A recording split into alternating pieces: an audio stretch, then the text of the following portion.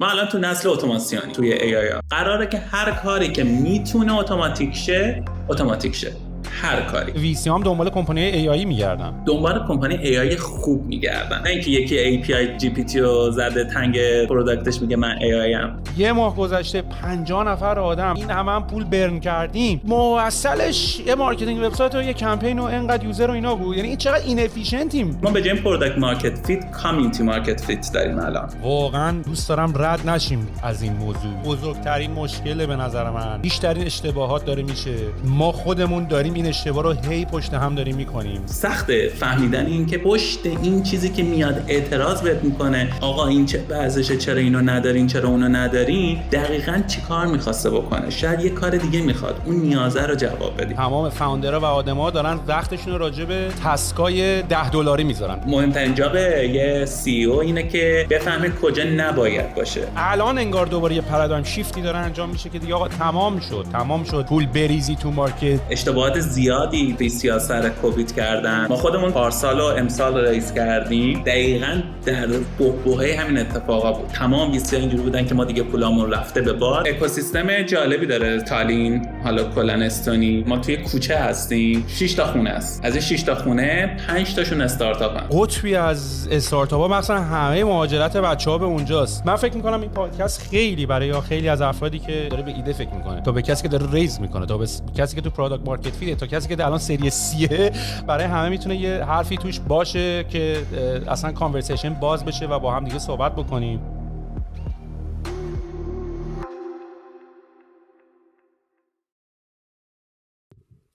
چه خبر فرخ؟ سلامتی، شکر. ما بالاخره شما رو دیدیم. آره بالاخره بعد مدت‌ها. روبرای کجا این تالینین؟ من خیلی میشنوم که یعنی فکر کنم یه جایی که الان شما هستین یه قطبی از استارتاپ‌ها مثلا همه مهاجرت بچه‌ها به اونجاست. یا آمار از اونجا به ما میدی؟ چطور مجبورین اونجا بودین؟ دوست دارین اونجا بمونین؟ چیه قضیه تالین؟ جالب بوده در واقع تالین. حالا یه چیز جالب برات بگم که چند روز پیش متوجه شدم، این که ما توی کوچه هستیم، مثلا 6 تا خونه است. از این 6 تا خونه 5 تاشون استارتاپن و همشون هم الان باهاشون آشنا شدیم. جالب شده. یکم اکوسیستم جالبی داره تالین، حالا کلا استونی. داستان ما هم که رفتیم استونی در واقع به خاطر فرمالو بود. داستانش دقیقاً همون سال 98 شروع شد، همون هفته طلایی که داشتیم تو 98. ما تازه فرمالو رو شروع کرده بودیم، چند تا مشتری بین‌المللی گرفته بودیم و دیگه داشتیم کار میکردیم، ولی من هنوز خودم ایران بودم و تیمم ایران بود و داشتیم کار میکردیم. دیگه 98 شد، آبان شد و زدن اینترنت ها رو قطع کردن. دیگه خودت بیشتر در جریانی که چه اتفاقاتی افتاد. ما حتی نمیتونستیم یه ایمیل بزنیم و اینا. همون هفته تصمیم گرفتیم که اوکی دیگه نمیشه اینجامون و بعد جابجا بشیم. دیگه گفتیم همون هفته یه جلسه گذاشتیم با همه بچه‌ها، گفتیم چیکار کنیم، جابجا شیم، گزینه‌هامون چیه. من بیزینس اولی که شروع کرده بودم انگلیس بود. گفتم خیلی برگردیم انگلیس و دوباره اونجا شروع بکنیم. برگردیم انگلیس؟ آره دیگه بیزینس من 17 سالم بود اون موقع. اولین استارتاپم در واقع. حالا داستانمون هم میتونیم صحبت کنیم. گفتیم بریم اونجا دوباره برگردیم و اونجا کار بکنیم، ولی از اون موقع انگلیس خیلی استارتاپ فرندلی نیست. مثلا برگزیت هم داشت اتفاق میافتاد، همه چی به هم ریخته بود. گفتیم خیلی انگلیس نه، بریم کجا؟ می‌خواستیم اروپا باشه. با خاطر این 2 تا آپشن داشتیم، یکی برلین، یکی هم استونی که اکوسیستم استارتاپی قوی دارن. می‌خواستم اکوسیستم استارتاپی خیلی قوی داشته باشم. بین این 2 تا تالین خیلی بهتر بود، به خاطر اینکه بوروکراسیش تقریبا صفره. اینجا دولت الکترونیک همه چی. من شرکت آنلاین ثبت کردم تو ربع ساعت 20 دقیقه همچین چیزی. همه چی آنلاین، تکس آنلاین میدید، تمام اینشورنس و نمیدونم کارهای اداری همه چی آنلاینه. من تا حالا یه بارم اینجا امضا ندادم، همه چی آنلاین بود و کارا رو پیش بردم. بخاطر این بروکراسی عین ایران خیلی خوبه. عین ایران. آره عین ایران. آره دقیقاً مثل یه دونه مشخصا دقیقاً میتونی بگی که کاملا شبیه. بعد ببینم این تصمیمی که گرفتین که جابجا بشین، این راجبه چند نفر ما داشتیم صحبت می‌کردیم؟ یعنی اون موقع در اون بازه زمانی که فرمالو رو توی ایران داشتی یه تیم چند نفره بود؟ چند نفر از این آدما رو باشون صحبت کردین؟ چند نفر قرار شد برگردن یا بیان تالین؟ این چطوری بود؟ ما 4 تا کوفاندریم. تیممون بزرگتر بود چون ایده فرمال از شرکت قبلی ما هم نشأت گرفت و ما تیممون خب بزرگتر بود، اما 4 تا کوفاندر بودیم دیگه. حالا بچه‌هام بعد از ما دیگه هر کدوم به ذائقه‌شون تونستن بیان. و الان خودتون چند نفری به نظرتون اونجا این؟ یعنی الان مثلا ریموت هم دارین؟ یعنی یه سری بچه ریموت دارن کار میکنن یا نه همه حضوری هستین؟ آره ریموت داریم. الان دیگه ایران متاسفانه به دلایل مشخص نداریم، ولی کل شرکت ما کامل ریموته. به دلایل مشخصت اجازه کار کردن با ایران ندارین از اونجا؟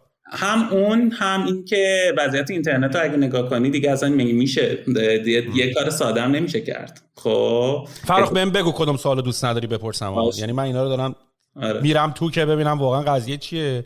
و ببین دیگه به همون مشخصه دیگه با این وضعیت اینترنت که هیچ کس نمیتونه از ایران حتی با خارج از ایران کار بکنه. از مثلا 8 ساعت کاری داره، 4 ساعتش باید وقت بذاره وی پی ان وصل کنه، بعد 2 ساعت آینده هم وقت بذاره که وی پی انش خراب شد دوباره ریکانکتش بکنه. کلا نشدنیه. اما خب ما هم خیلی سعی کردیم.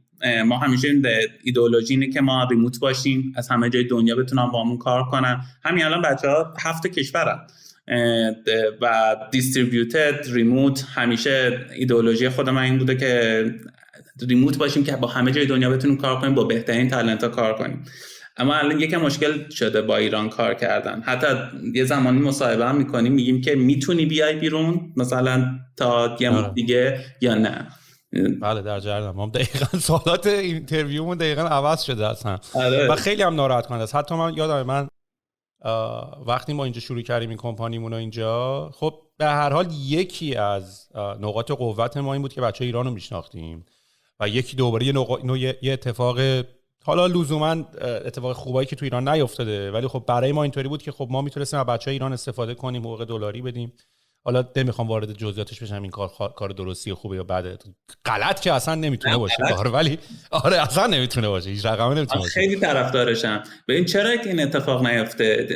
خیلی تالنت های کشوره، چرا نیان با بهترین شرکت‌ها کار بکنن؟ مثل خیلی جای دیگه دنیا که دارن اینجوری کلی به جی دی پیشون اضافه کردن. اما خب حماقت. فکر می‌کنم آرگومنت آخه به این سمته که خب به واسطه اینکه توان پرداخت دلاری هر جوری حساب بکنی شرکت‌های داخلی نمیتونن مچش بکنن، به صورت طبیعی همه به این سمت سوق پیدا میکنن که بیان درآمد دلاری داشته باشن و شرکت‌های خارجی صحبت کنن و اون وقت برای داخل ایران کار نمیکنن. ولی خب دیگه شرمندت هم دیگه، به من چه، خودت یه کاری کردی دنیا ایران اینطوری بشه که نیارزه توش کار بکنی، وگرنه من که نمیتونم دلم بسوزه که بیام نیرو رو از من هم ما داریم حال میکنیم هم اونا دارن حال میکنن، یعنی اصلا وین وینه. به اونی که لوزره مسئولین کشور هستن. یعنی حتی اینطوری شاید یکم به صرافت هم برسن که آقا چون این نیست. این بسته بودن ایران خیلی کمک کرده به موندن بعضیا تو کار، به خاطر اینکه اصلا خبر ندارن که میتونه واقعا چه اتفاقی بیفته، چقدر میتونه همه چی بهتر باشه. آره. و حالا میگم واقعا به نظر من اتفاقاتی که تو ایران داره میفته اتفاقات خیلی ترسناکیه. من نمیدونم الان چند تا خود یه آماری داری از تعداد کمپانیایی که توی چون من خیلی اسم شما رو شنیدم، مخصوصا همون پارسال پیارسال، یعنی تالین. من اینجوری که چه خبر اونجا سیلیکون ولیه مثلا، و هم خیلی از استارتاپ‌های زیادی رفتن. آیا این فقط آیا الانی که میگه خیلی مثلا جای خفنی درست کردن الکترونیکی، آیا همه اینا در این اواخر اتفاق افتاده؟ آیا بای دیزاین تالین طراحی شده که اتفاقا بخواد جذب مهاجر به این تیپ داشته باشه؟ آیا تمام کسایی که دارن میرن از ایرانن یا از کشورهای مختلف دارن میان، یا فقط از همون دوره خاورمیانه دارن میان؟ فقط شما ایرانی‌ها اونجا یا ایرانی‌ها بیشترین تعداد دارن؟ نه اتفاقا حالا میتونم بگم تقریبا اینجا ایرانی نیست، خیلی کمه. آره یعنی خیلی کمه. دوستامون هم بعضی موقع میبینیم ولی تعداد ایرانیان نسبت به کشورهای دیگه بسیار کمتره، مخصوصا اخیراً که یکم هم خیلی سختگیری‌هاشون هم زیادتر کردن. خیلی ایرانی ما اینجا ندیدیم. اینجا من یه شرکت دیگه ایرانی میشناسم حقیقتش دیگه. پس این فوتر وبسایت‌ها که همه آدرس و تالین زده پس ثبت تالینن، شاید خودشون اونجا نباشن. بچه‌های ایرانی رو میگم آره یه نکته داره، یه برنامه شروع کرده استونی که گفت که ما صنعت خاصی نداریم، ما 2 تا کار میتونیم بکنیم، یکی جذب تالنت، یکم جذب استارتاپ هاست. جذب تالنت که بیان اینجا کار بکنن برای شرکت‌های آیتیمون، یکی هم که شرکت‌های آیتی بیان اینجا ثبت کنن از مزایای دولت الکترونیک ما لذت ببرن که قانون تکسمون خیلی راحته، مالیاتمون راحت، واقعا هم راحته، قانون اداری کارمون راحت تر از بقیه جا. بخاطر خیلی شرکت‌هایی که مثلا انگلیس بودن یا فرانسه بودن یا آلمان بودن اومدن شرکتشون رو تو استونی ثبت کردن، دارن با شرکت استونی کار میکنن. چند تا کشور هستن تو اتحادیه اروپا که قوانینشون راحت تره، مثل ایرلند، مثل استونی، که اینا قوانین کاریشون راحت تره که شرکت های آیتی ترجیحشون اینه که اونجا شرکت ثبت کنن. بعد کی شما شرکت رو یعنی اصلا تو ایران فعال به چه مدت فعال بودین؟ من بیزینس قبلیم ایران بود دیگه، بیزینس قبلیم ایران بود، اما خود فورمالو اواخر 2019 ژانویه 2020 ما ثبتشو کردیم. و از همون اول هدفتون این بود که مارکت ایران باشه یا مارکت بیرون ایران باشه؟ نه مارکت قرار بود مارکت همه جا باشه، مارکت دنیا باشه و اینا. با مارکت خاصی هم شروع نکردیم و در واقع گفتیم که ببینیم کجا مشتری هست. مشتری اولی که گرفته بودیم بیشتر آمریکا بودن، بخاطر همین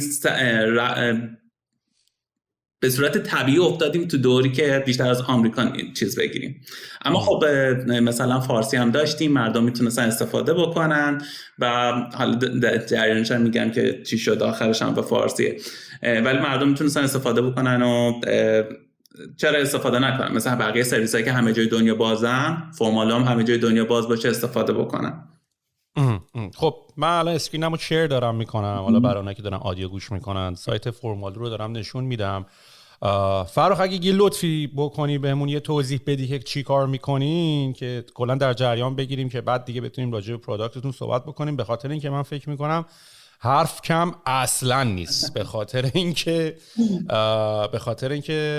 فکر میکنم این پروداکت هایی که اینطوری اوپن انددن که چندین کار میکنن حتما توی پروداکت مارکت فیت احتمالاً استراگلینگ هست و من احساس میکنم این صحبتی که من و تو داریم میکنیم برای من بیشتر جنبه کار کردن داره تا جنبه اینکه حالا اومدم پادکست، یعنی با یه تیر دونشون دارم میزنم، به خاطر اینکه ما هم توی بتر مود به خاطر این اوپن اندد بودن ایدمون مشکل پروداکت مارکت فیت داریم و فکر میکنم این مشکل شما هم داشته باشین و من احساس میکنم الان صحبت کردم با تو بیشتر جنبه کاری برای من داره. این دیزاین سیستمتون هم آنتایتلد یو آی مطمئنا ولی کلا آره یه مقداری برامون توضیح میدی چی کار میکنین؟ آره حتما.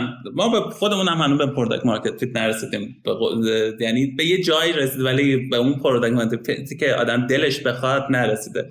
هنوز این سوال بزرگ برای خودم هم هست. به این فرمالو ایدهش اینه که ایده نهاییش اینه که تو بتونی هر اپلیکیشنی دلت میخواد بسازی بدون کد زدن. ایدهمون هم اینه که به راحتی بازی کردن با لگو باشه. یه سری بیلدینگ بلاک یا لگو پارت داری میذاریش رو هم اپلیکیشنت ساخته میشه. کاری که فرمالو میکنه که اون پشت سیستم برات دیتابیس میسازه، برات اپلیکیشن میسازه، برات منطق اپلیکیشن میسازه و همه چیو وصل میکنه بهت میده. مثلا یه نفر میخواد که یه وبسایت بسازه که مردم توش ثبت نام کنن، نمیدونم فرم کانتکت اس پر کنن، مطلباشو بذاره، میتونه.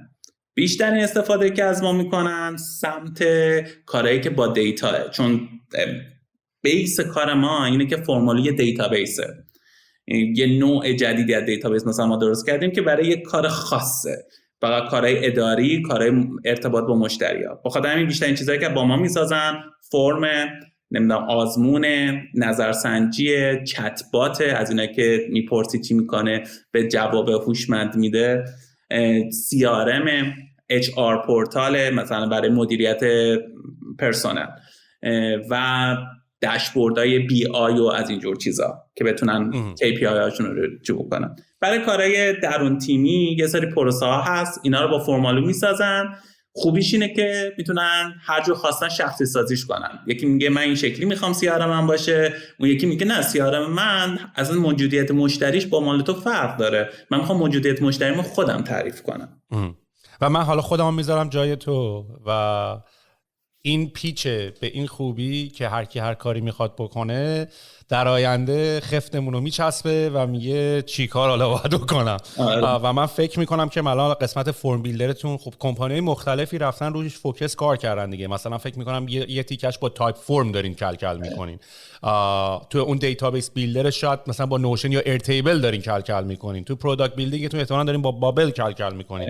یعنی این مشکل اینقدر زیاده که اوریجینال ایدهش روزی که آدم تو اتاق نشسته داره با کوفاندرش تو سر کله هم میزنه خیلی جذابه، خیلی هم پرامیسینگه، واقعا هم یه رویای آدم در جلوشه که میبینه. ولی وقتی میری تو انقدر مشتری ها متفاوتن و انقدر هر کی دنبال یه چیزی میگرده که این باعث میشه که کمپانی آخرش نتونه اون به اصطلاح نورت استار یا ستاره شمالش رو پیدا کنه که ببینه آقا من اگه قراره پرایورتی بندی بکنم ببینم چه فیچری اول باید بسازم، یه تیم میگه فرم بیلدر بسازیم اول، یه تیم میاد میگه آقا اول اونو بسازیم. بعد اینجوری که کل کمپانی رو اصلا نمیدونی، باید صبح خواب پاشی بگی کدوموری بریم چپ یا بریم راست. من اینا رو که دارم میگم خب من تو کمپانی شما نبودم ولی میتونم حدس بزنم مشکلامون سیمیلاره، دقیقاً تقریبا یکیه. آره و همین اتفاقا برام افتاد. تا 1 سال و نیم 1 سال و 9 ماه قشنگ ما تو فاز استراگل بودیم، مشتریامون رشد نمی‌کردن، یه سری مشتری‌ها ما رو میشناختن از اون استفاده می‌کردن، ولی هر کسی جدید میومد دقیقاً همین سوالات رو می‌پرسید،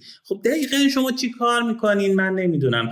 و هر مشتری هم میومد مشتری غلطی بود، یه چیزی می‌خواست از فرمالو استفاده کنی که ما نداشتیم یا ما توش بهترین نبودیم. خب میرفت یه سرویسی که بهترینه تو اشل دنیا هم که میدونی که انقدر آلترناتیو و رقیب وجود داره، طرف میگه تو اگه بهترین نباشی بهترین همین بغل دستته.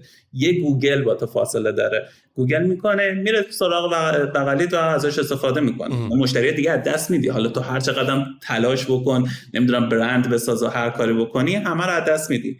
ما قشنگ توی فاز استراگل بودیم. مثلا شروع که کردیم ما رفتیم تو فاز این که ما به شرکت ها کمک میکنیم که نه تنها این اپلیکیشن رو بتونن کاستومایز بکنن و اینا، بلکه بتونن مشتریشون رو آنالیز بکنن. خیلی پس مشتری ما شد که دیتا ساینتیستا اومدن، اونا با ما کار کردن، شرکت هایی که میخواستن آنالیز بکنن. مشتری هم داشتیم روی اینا، اما خب مشتری بودن که خودمون جذب کردیم اینا. حالا می‌خواستیم مردمم بیان ازش استفاده بکنن دیگه، فقط اون کسایی که ما رو میشناسن ازش استفاده نکنن. اینو لانچ کردیم، اومدن بعضی استفاده می‌کردن ولی هر کسی که میرفت تو سیستم نمیفهمیدش، اصلا نمیفهمید چیکار میکنه. میگفت این چیه دقیقاً، شما دقیقاً کی هستین و با کی دارین رقابت میکنین. مثلا همین الان که گفتی تایپ فرم و ایرتیبل و بابلین، اون موقع نمیتونستیم بگیم کیم، میگفت نمیدونم. و این خیلی به ما ضربه زد و هی ما سعی میکردیم که بریم سراغ یه دسته از مشتری‌ها، هی هم شکست میخوردیم، هرچی تلاش میکردیم شکست میخوردیم تا اواخر 2021 شده بود دیگه که دیدیم نه ما یه رشد خطی داریم، یه سری مشتری هم داریم، درآمدی هم داشتیم ولی اونقدر زیاد نبود، رشد هم نمیکرد، کار نمیکنه. بیایم یه پیوت بکنیم اساسی، مشتریامون رو عوض کنیم، بیایم تمام قسمت دیتا آنالیتیکس رو بذاریم بک‌گراند قضیه، چون مشتری داشت ولی خب زیاد نبود، بک‌گراند قضیه بگیم که نه مشتری ما دیتا ساینتیست نیستن، شرکت‌های بزرگ نیستن که دیتا ساینتیست دارن، تیم دارن میتونن با فرمالو کار کنن و کد بزنن با فرمالو کار کنن.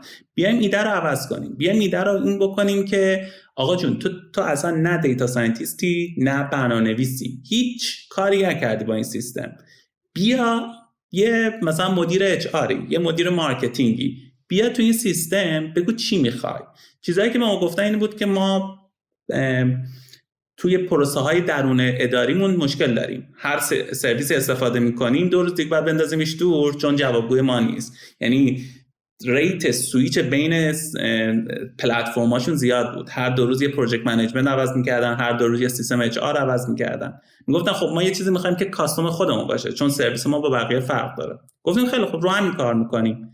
اومدیم عوض کردیم، گفتیم بشیم نو کد کلابریشن پلتفرم که همه بتونن با هم کار بکنن، یه اپلیکیشن رو با هم بسازن و هیچ ایده‌ای نداشته باشه که داره چیکار می‌کنه، فقط بندازن سر هم خودش درست شه.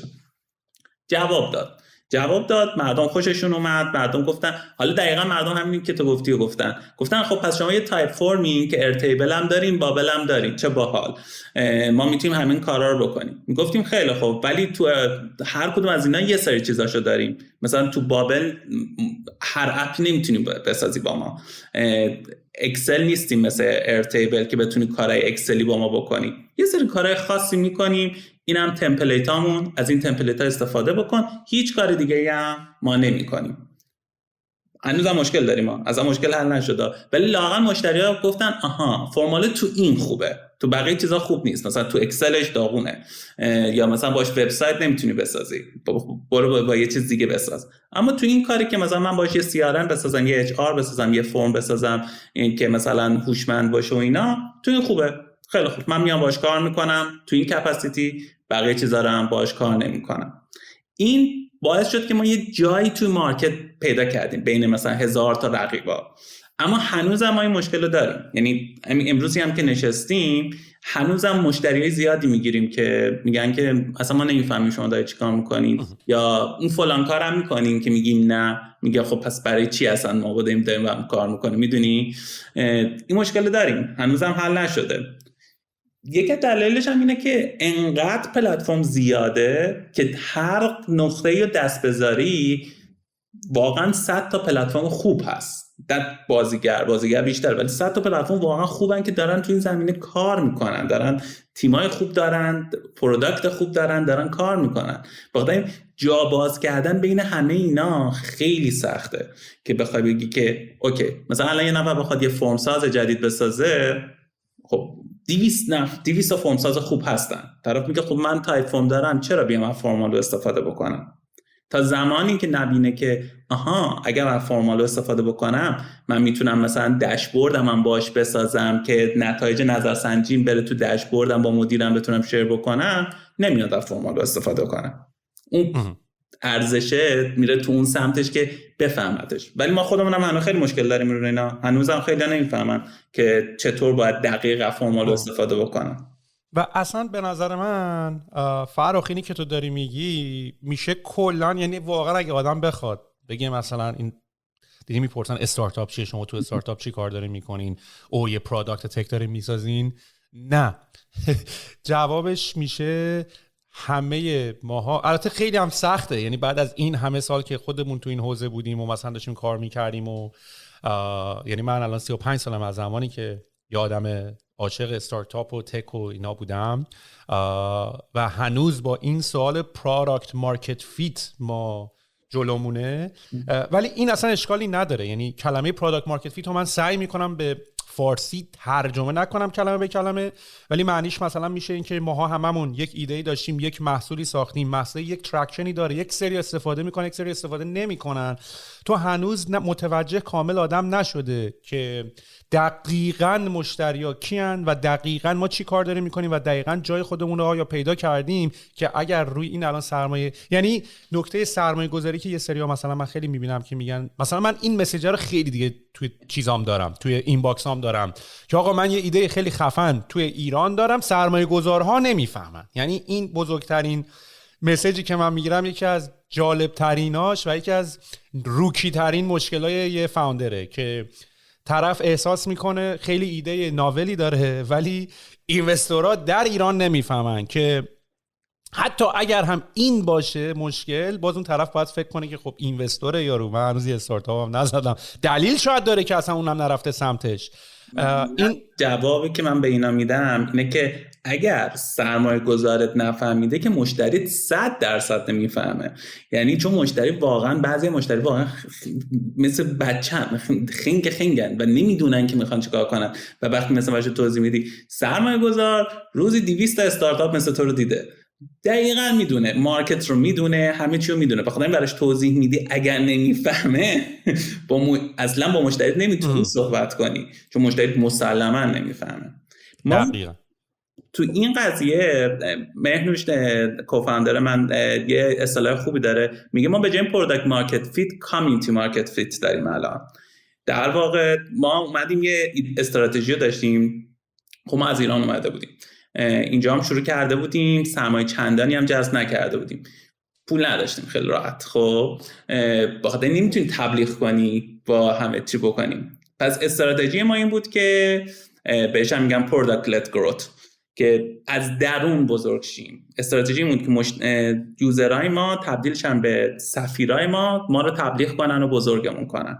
ما جامونو به جای که تو پروداکت پیدا کنیم تو کامیونیتی پیدا کردیم. یعنی اومدیم یه کامیونیتی درست کردیم از کسایی که دارن واسه بقیه ابزارهای نوکد درست میکنن، ابزارهای بدون کد زدن، و اونا شدن در واقع الی اداپترهای ما.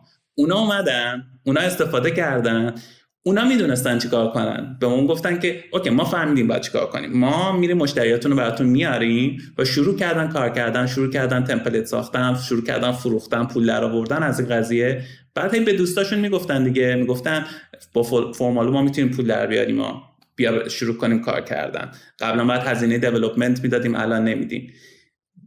ما در واقع یه جورایی پریدیم از رو پروداکت مارکت فیت، گفتیم اول از رو کامیونیتی مارکت فیت شروع میکنیم، بعدش به پروداکت مارکت فیت ان شاء الله میرسیم.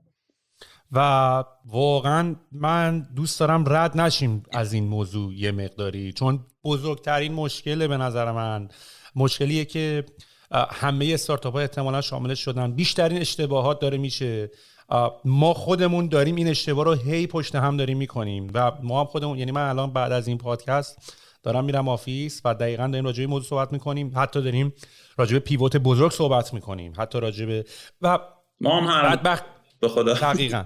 و بدبختی قضیه اینه، یعنی من اونایی که دارن گوش میکنن دوست دارم به این قضیه همه با هم پی بریم که اولا که این مشکل هممون داریم، دوم خیلی مشکل طبیعیه، سوم اصلا تعریف استارتاپ همینه. تعریف استارتاپ فکر کنم یه جورایی مثلا به این شکله که در تلاش برای پیدا کردن یک مدل قابل درآمدزایی که بتونی مدل رو تکرار بکنی و ما هنوز این مدل رو تکرار نکردیم. چرا ولی این مشکل پروداکت مارکت فیت رو داریم؟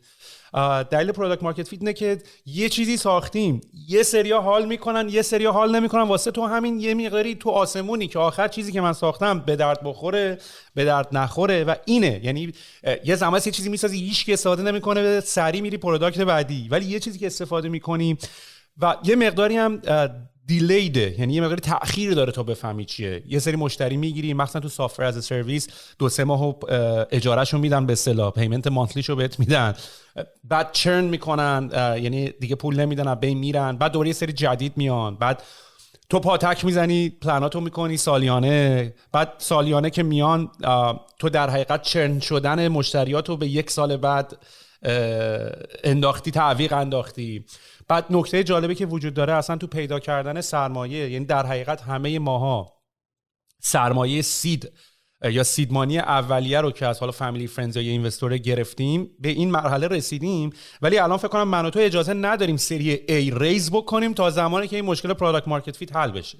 یعنی الان هیچ اینوستوری نمیاد به تو پول سرمایه، یعنی من دارم ما رو صحبت میکنم و ما همه افرادی که دنبال سرمایه میگردن اینه که اصلا کار درستی هم نیست. یعنی ما اگه الان بریم، ما خودمون الان 7.5 میلیون دلار پول سوزوندیم و هنوز پروداکت مارکت فیت پیدا نکردیم، میدونیم، و داریم دوباره میریم یه 3 میلیون دیگه هم داریم ریز میکنیم، یعنی 10 میلیون ما ریز کردیم، 5 سال هم وقت گذاشتیم، ولی هنوز این پروداکت مارکت فیت پیدا نشده و به خودمون اجازه نمیدیم که بریم سری A ریز کنیم، چون زمانی آدم سری A ریز میکنه که دیگه فقط پول مارکتینگ برن کنه و این مدل رو که پیدا کرده دیگه حالا بیفته رو غلطک، نه اینکه من دوباره پول از اینوستور بگیرم دوباره برم ببینم چی کار میکنه چی کار نمیکنه. دقیقاً سریز A زمانیه که دیگه تو فهمیدی زمان تست نیست، بیگدار نباید آدم با بزنه. مثلا حالا سریز A خیلی هم ابلیگیشن بزرگ با خودش میاره دیگه. هم بانک‌ها دیگه درگیر میشن دیگه، فاینانشال اینستیتوت‌ها درگیر میشن، یعنی دیگه با فقط ویسی هم طرف نیستی که مثلا بگن که اوکی حالا نشد اینجا به قولی دهنتو سرویس میکنن و شرکت میتونه نابود شه اگر یه سریز A رو در زمان اشتباهی ریز بکنه. و برای سید هم درسته، سید هم زمان اشتباه ریز کردن میتونه کمپانیو بکشه، یا با آدم اشتباهی ریز کردن، با ویسی اشتباهی ریز کردن. دقیقا همینه، باید بهش رسیده باشیم. آدم خودش آدم میترسه که آقا جون من اول باید یک رشد منطقی که دارم میبینم و ببینم بعدش برم جلو. اما مشکل اساسی هم اینه که لااقل برای ما، ولی اینو خیلی زیاد دیدم، اینه که مردم هم مشتریای ما نمیدونن که چی میخوان. ما باید بفهمیم که اونا پشت ذهنشون چی دارن تصور میکنن. چون میاد تو جلسه ها صحبت میکنه، چیزایی که میگن با همدیگه که سنخیت نداره، هر کی یه چیزی برای خودش میخواد. حالا تو باید بفهمی که خب من اجتماع اینا چیه که من برم اونو بزنم همه خوشحال بشن. اما بیشتر اوقات حتی اونم کافی نیست.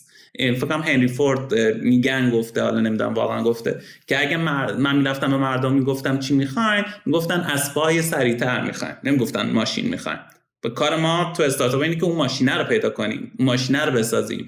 ولی سخته فهمیدن این که پشت این چیزی که میاد اعتراض بهت میکنه، مثلا تو تیکت میگه آقا این چه ورزشه، چرا اینو ندارین، چرا اونو ندارین، دقیقاً چی کار میخواسته بکنه. شاید یه کار دیگه میخواد، اون نیازه رو جواب بدیم. اگه اون کار رو بکنیم میبریم، نکنیم سری میبازیم. من اینجا میخوام 5 ثانیه سکوت بکنم به احترام همه افرادی که ماها مثلا توی استارتاپ هستیم و حالا شاید با ساختن پادکست اینا خیلی از بیرون نگاه میکنن، فکر میکنن ما راهو پیدا کردیم و we figure it out و مرحله بعد هستیم و اینا، که بگم نه من، نه کوشیار، نه مارتین، نه سیاوش، نه محسن، نه فرخ و نه هیچ کس دیگه که فعلا من میشناسم هنوز هیچ کدوم راهمون رو پیدا نکردیم. تنها اشتیاق به این اتفاقا پیدا کردن است که شاید اگه پیداش بکنیم یهو برد شیم. یعنی قضیه همونه که خیلی جالب بود، برای یکی از فیوریت تیوی شام وست ورد و یه جا توی وست ورد داشت صحبتش رو میکرد در رابطه با اینکه حالا دیگه هوش مصنوعی به حدی رسیده که تو میتونستی کاملا موجوداتی شبیه انسان پیدا بکنی. فیلمو اسپویل نمیکنم، این کل موضوعش البته، ولی اسپویل شدنی نیست.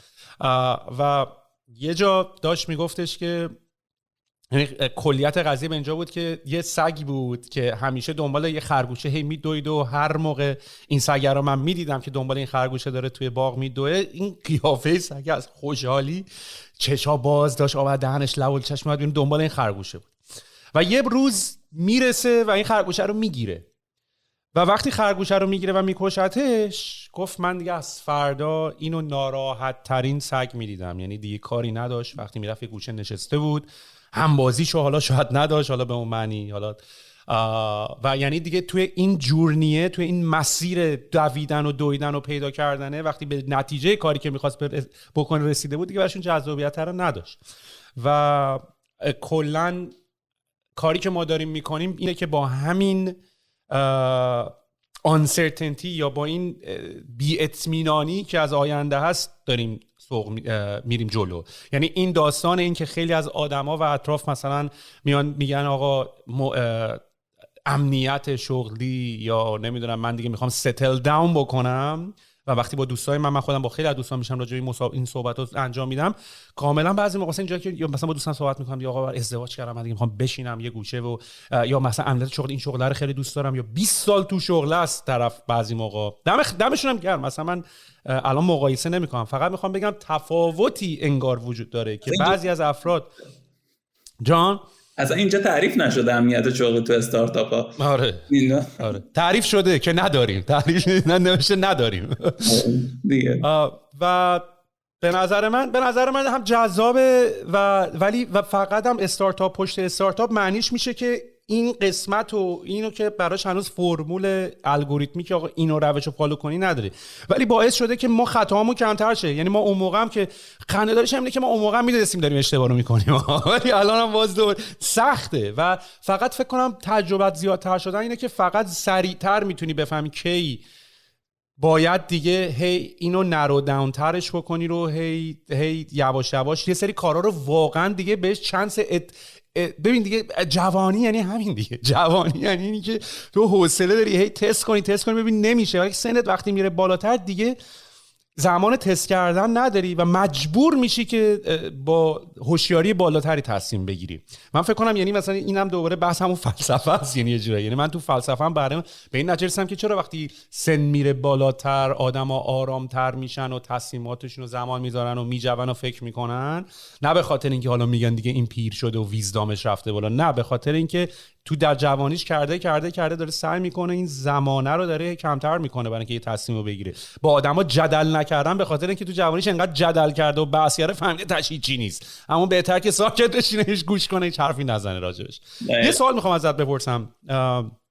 اولش که داشتی میگفتی گفتی که بذار این سوالو بعداً میپرسم ازش. من فقط این نکته رو بگم در رابطه با اینکه گفتی همه آدما رو ما پیدا میکنیم که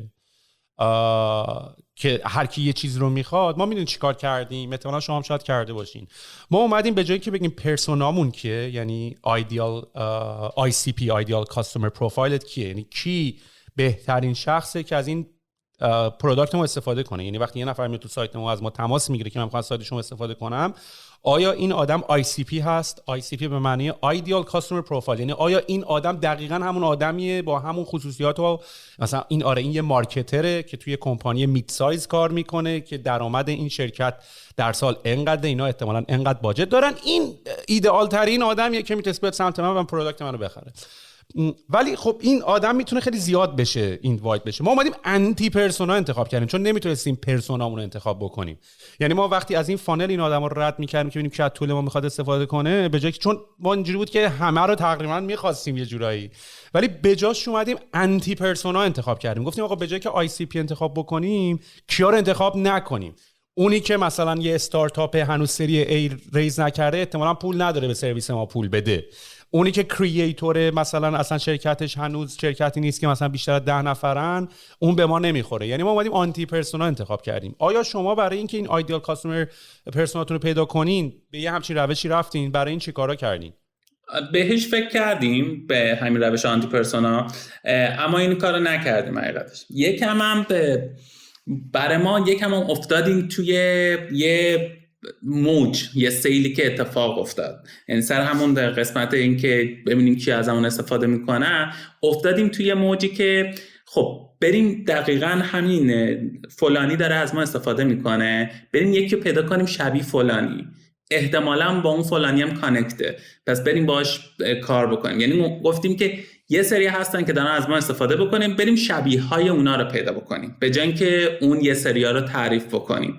برای ما یکم این شکلی تر شد و سعی کردیم که یه چیز خیلی خیلی مهمی هم که هست اینه که مردم تعداد پلتفرم خیلی زیاده، دنبال سوشال پروفن، دنبال اینن که پیدا کنن که کی داره چی استفاده میکنه. و این برای ما خیلی کمک کرد که وقتی مردم میدیدن که دوستشون داره ازشون استفاده میکنه میومدن از فرمال استفاده میکردن. بخاطر خیلی سعی کردیم که هر کی داره از فرمال استفاده میکنه رو تبدیل کنیم به سفیر، تبدیل کنیم که حرف بزن در مورد فرمالو، یه کاری با ما بکن. آره یه کاری با ما بکن، این چیزی که با ساختی اینجا رو شیر کن با همه دوستات، با همه حالا دوستش نیست کالیگشه نمیدونم هر چی که هست، که این باعث شد که بیافتیم آدمای مشابه همو پیدا بکنیم. دوباره میگم ما تا الان $0 خرج ادورتایزمنت رو اینا کردیم، نرفتیم سراغ که بیا ICP خاص رو پیدا کنیم و اینم مشکل سازه ها، خیلی هم مشکل سازه، الان میتونیم در مورد اونم صحبت کنیم. ولی سعی کردیم که بریم با کسایی کار بکنیم که لااقل یه ربطی به فرمالو دارن، اونا هم بیان با فرمالو کار بکنن. اون خودش برای ما دیفاین کرد ICP. مثلا برای ما شد شرکت‌های SME، انترپرایزهای کوچیک و متوسط که مثلا بین مثلا 20 نفر تا 200 نفر کارمند دارن و دارن از فرمال استفاده میکنن. نه خیلی بزرگن نه خیلی کوچیکن، خیلی دقیق برای ما مشخص کرد چون اینا با هم دیگه صحبت میکردن. یه موقع میگه که به جای اینکه ما تعیین کنیم مارکت چی میگه، مارکت بر ما تعیین میکنه. ولی تو این مسیرم من فکر نمی‌کنم کسی بیشتر از من اشتباه کرده باشه تو کل دنیا. انقدر اشتباه کرده هر هفته هر ماه که من هم این ادعا رو دارم. من ادعا میده که بیشتر اشتباه رو من کردم. من اصلا یه بار توییت زدم. آره توییت هم تو همین مایا بود که من گفتم یه دونه ادعا داشته باشم اینه که من بیشتر از همه اطمینان، یعنی حداقل از آدمای دورم که نگاه میکنم میشینیم با هم صحبت میکنیم اینجوریام که من بیشتر اشتباه رو فقط من انگار کردم. یعنی استارتاپ قبلیم ریحون فیل شد، قبلی فیل شد اینجوری که اصلا واسه چی ما تو گوش بدیم. دقیقاً منم خب الان فرمال سومین استارتاپ منه. دقیقاً همین با خودم میگم که خب مگه همین کار رو اشتباهو تو اون موقع نکردی؟ مگه دیدی چی شد؟ خب چرا دوباره داری همین کارو میکنی؟ و هی میبینی به خاطر اینکه سخته. من یه چیزی رو بگم، ببخشید میونه کلمه تا، ولی من یه جمله خیلی میره تو مخم. من میخوام این جمله رو عوضش کنم، چون همین احساس رو من دارم که مگر این اشتباه رو تو قبلا نکردی. و بعد این جمله که که ما توی فارسی به اصطلاح میگیم خر یه اشتباه رو یه بار میکنه، من این جمله رو دوست دارم عوضش کنم، چون من هی دارم اشتباه رو میکنم و این جمله درست نیست. آره واقعا هی اشتباه میکنم. واقعا اعصاب خود من خورد میشه از دست خودم به بیشتر از هر چیز دیگه، چون میگم که دقیقاً همین اشتباه کردی، دوباره داری میکنی.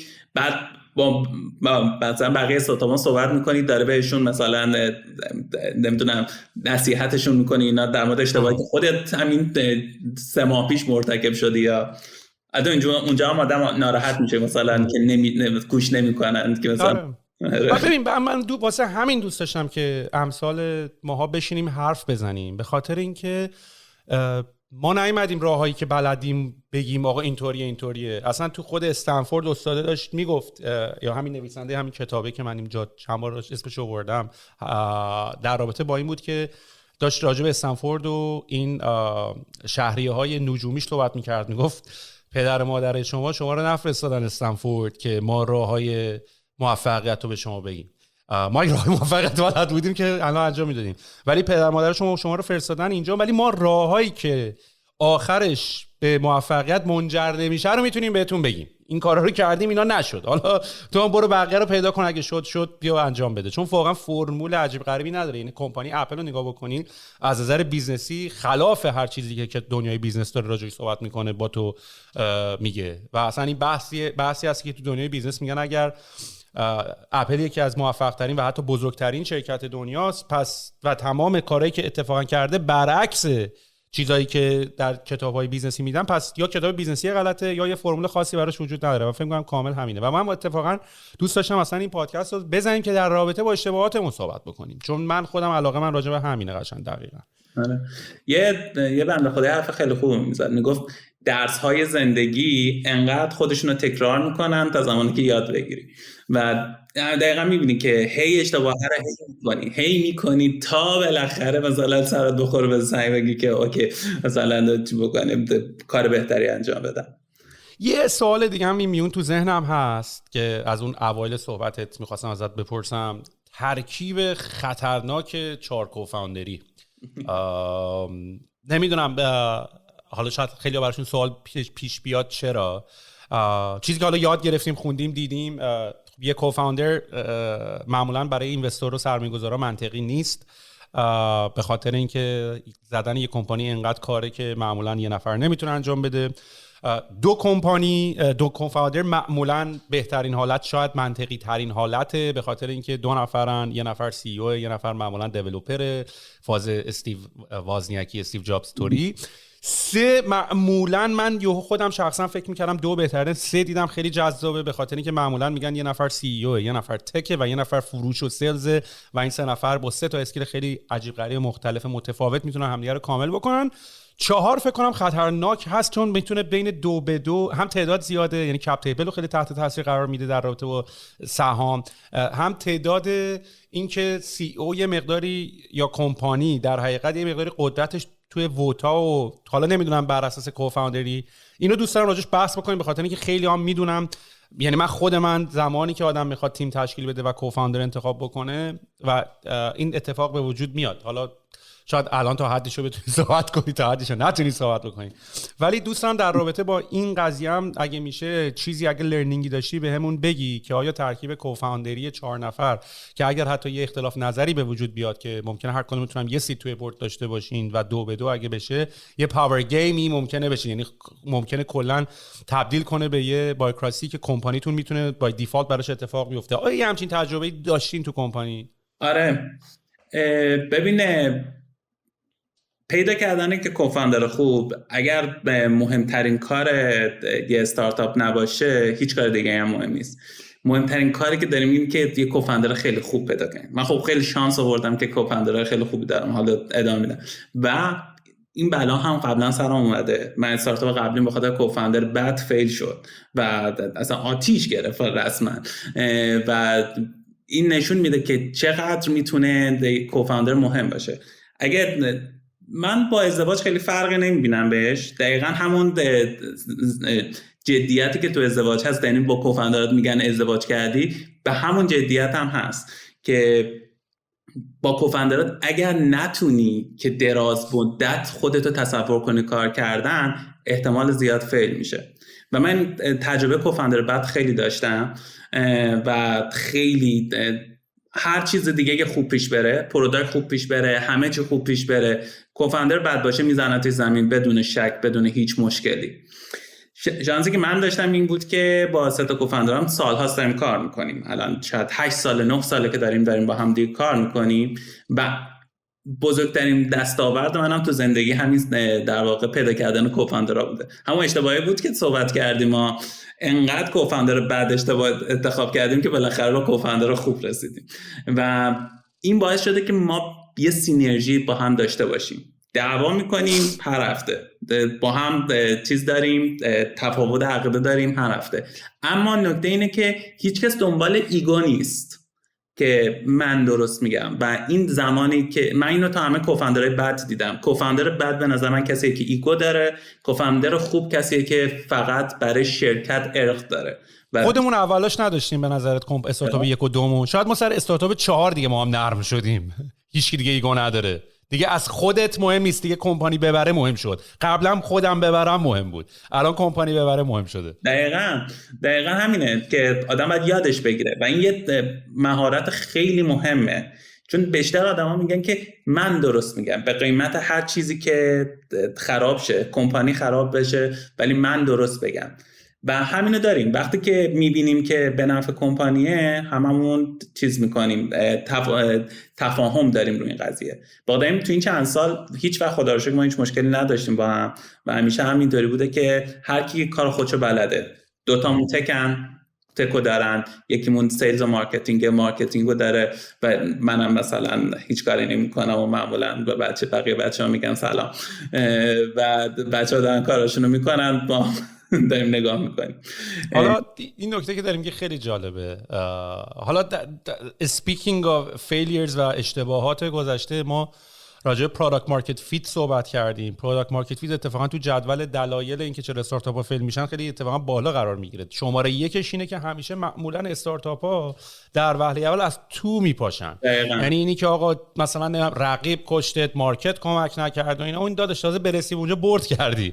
معمولا استارتاپ‌ها از داخل از تو اول میپاشن قبل از اینکه بخوام برسن به مارکت و مارکت بخواد بکشتشون. واسه همین خیلی موضوع قابل توجهی که کسایی که شاید اولش احساس میکنن که بدو استارتاپ رو راه بندازیم، بدونن که همین قضیه باعث میشه که بعد از 1-2 سال یا حتی خیلی زودتر بابت همین قضیه استارتاپ‌ها بمیرن. حالا موضوعی که دوست دارم راجعش صحبت هم بکنیم همین حرفی که الان زدی، همین که 4 تا کوفاندریم، 3 نفر، یکی داره مارکتینگ انجام میده، 1 نفر داره این کارو میکنه و سی او یه مقداری فاز هامبلتر و یه مقداری فاز این که خب مثلا من خودم یادم تو کتابای یا ویدیوهایی که قدیم تردیده بودم، این قضیه خیلی مثلا چون خود منم تو شرکت‌های قبلی مثلا نقش سی او رو داشتم، اینطوری بود که سی ای او فقط حواسش هست که همه بتونن، یعنی جدا از بحث این که تیم میسازی و تیم بیلد میکنی و شماره اولین جابت اینه که بهترین آدما رو هایر بکنی، اصلا کلا میگن جاب سی او اینه که، یا جاب یه استارتاپ فاوندر،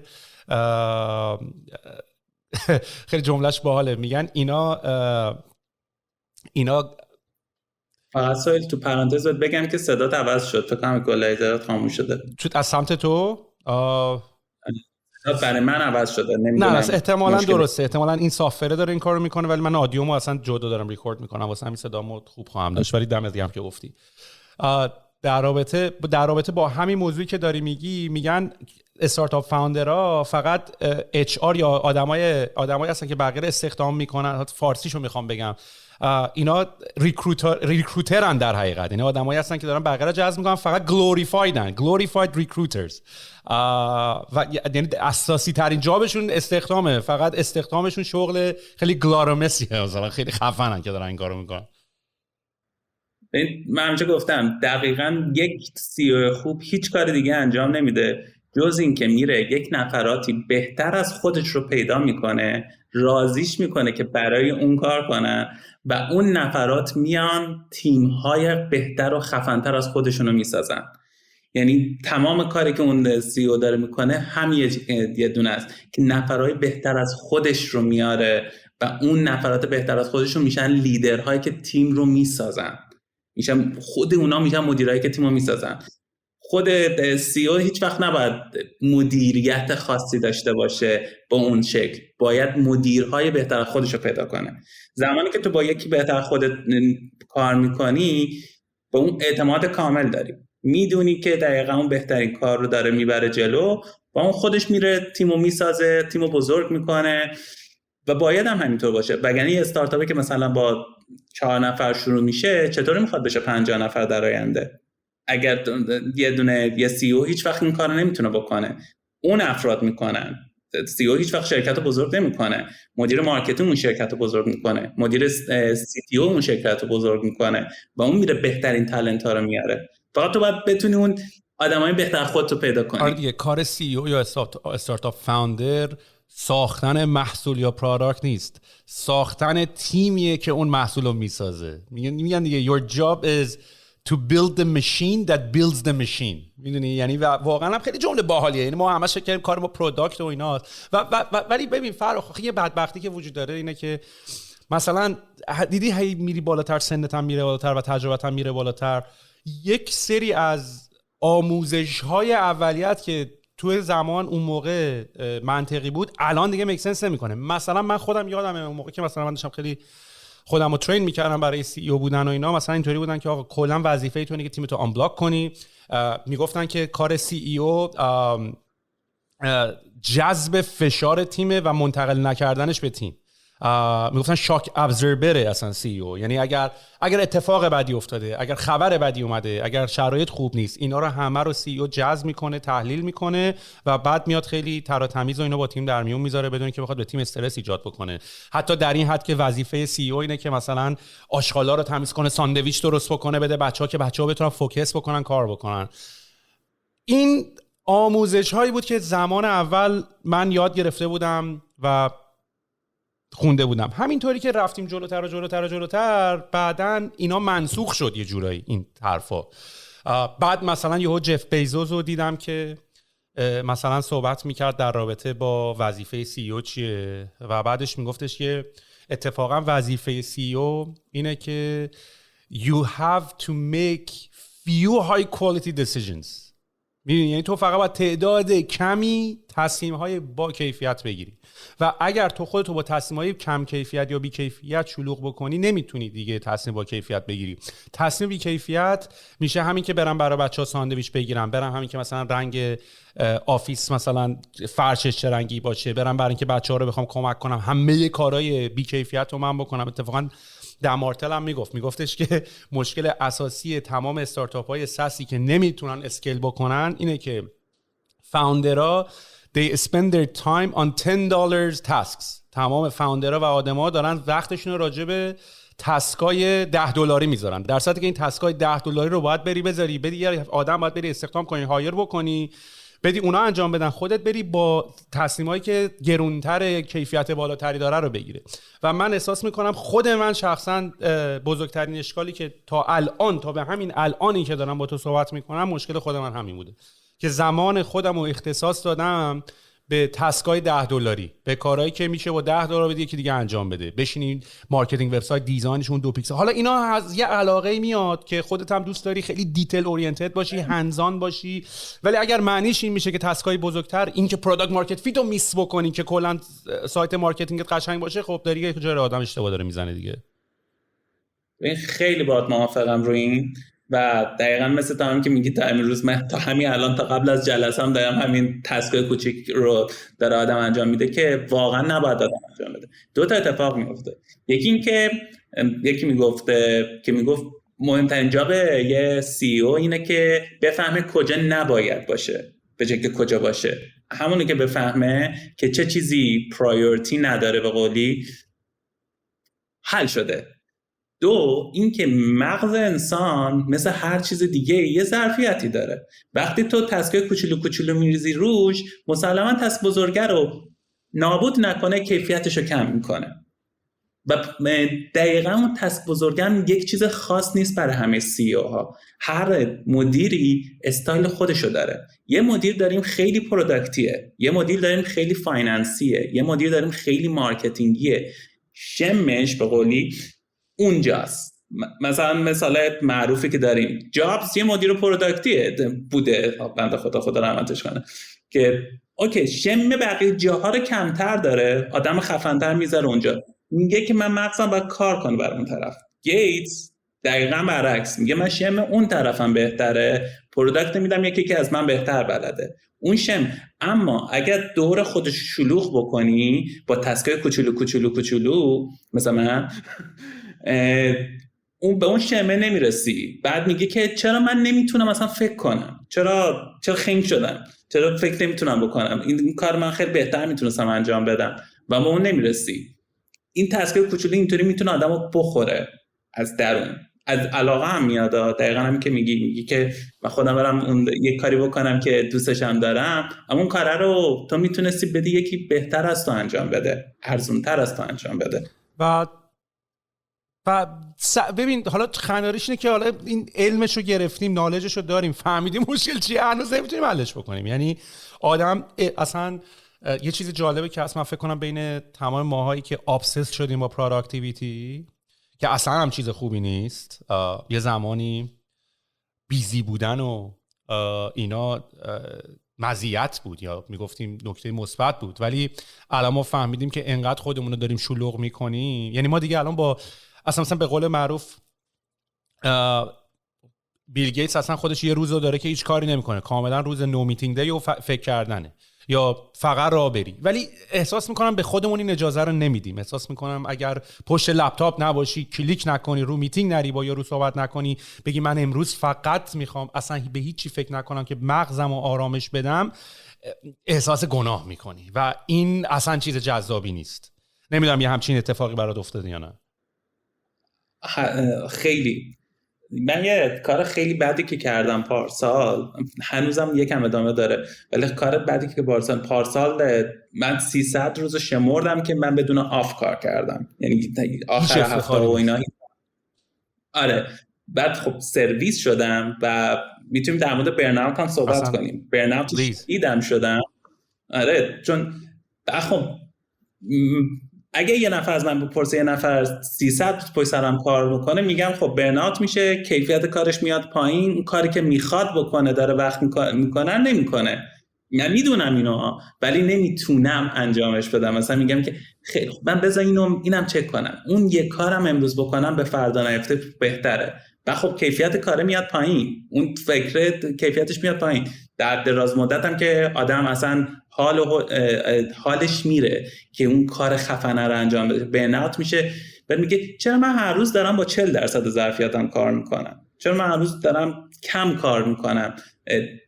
خودشو شماتت میکنه، تازه میگه دارم کم کار میکنم و قبلا چقدر بهتر کار میکردی. نمیگه که خسته ای و میخوای استراحت کنی، میگه اوف کار عقب افتاده بود.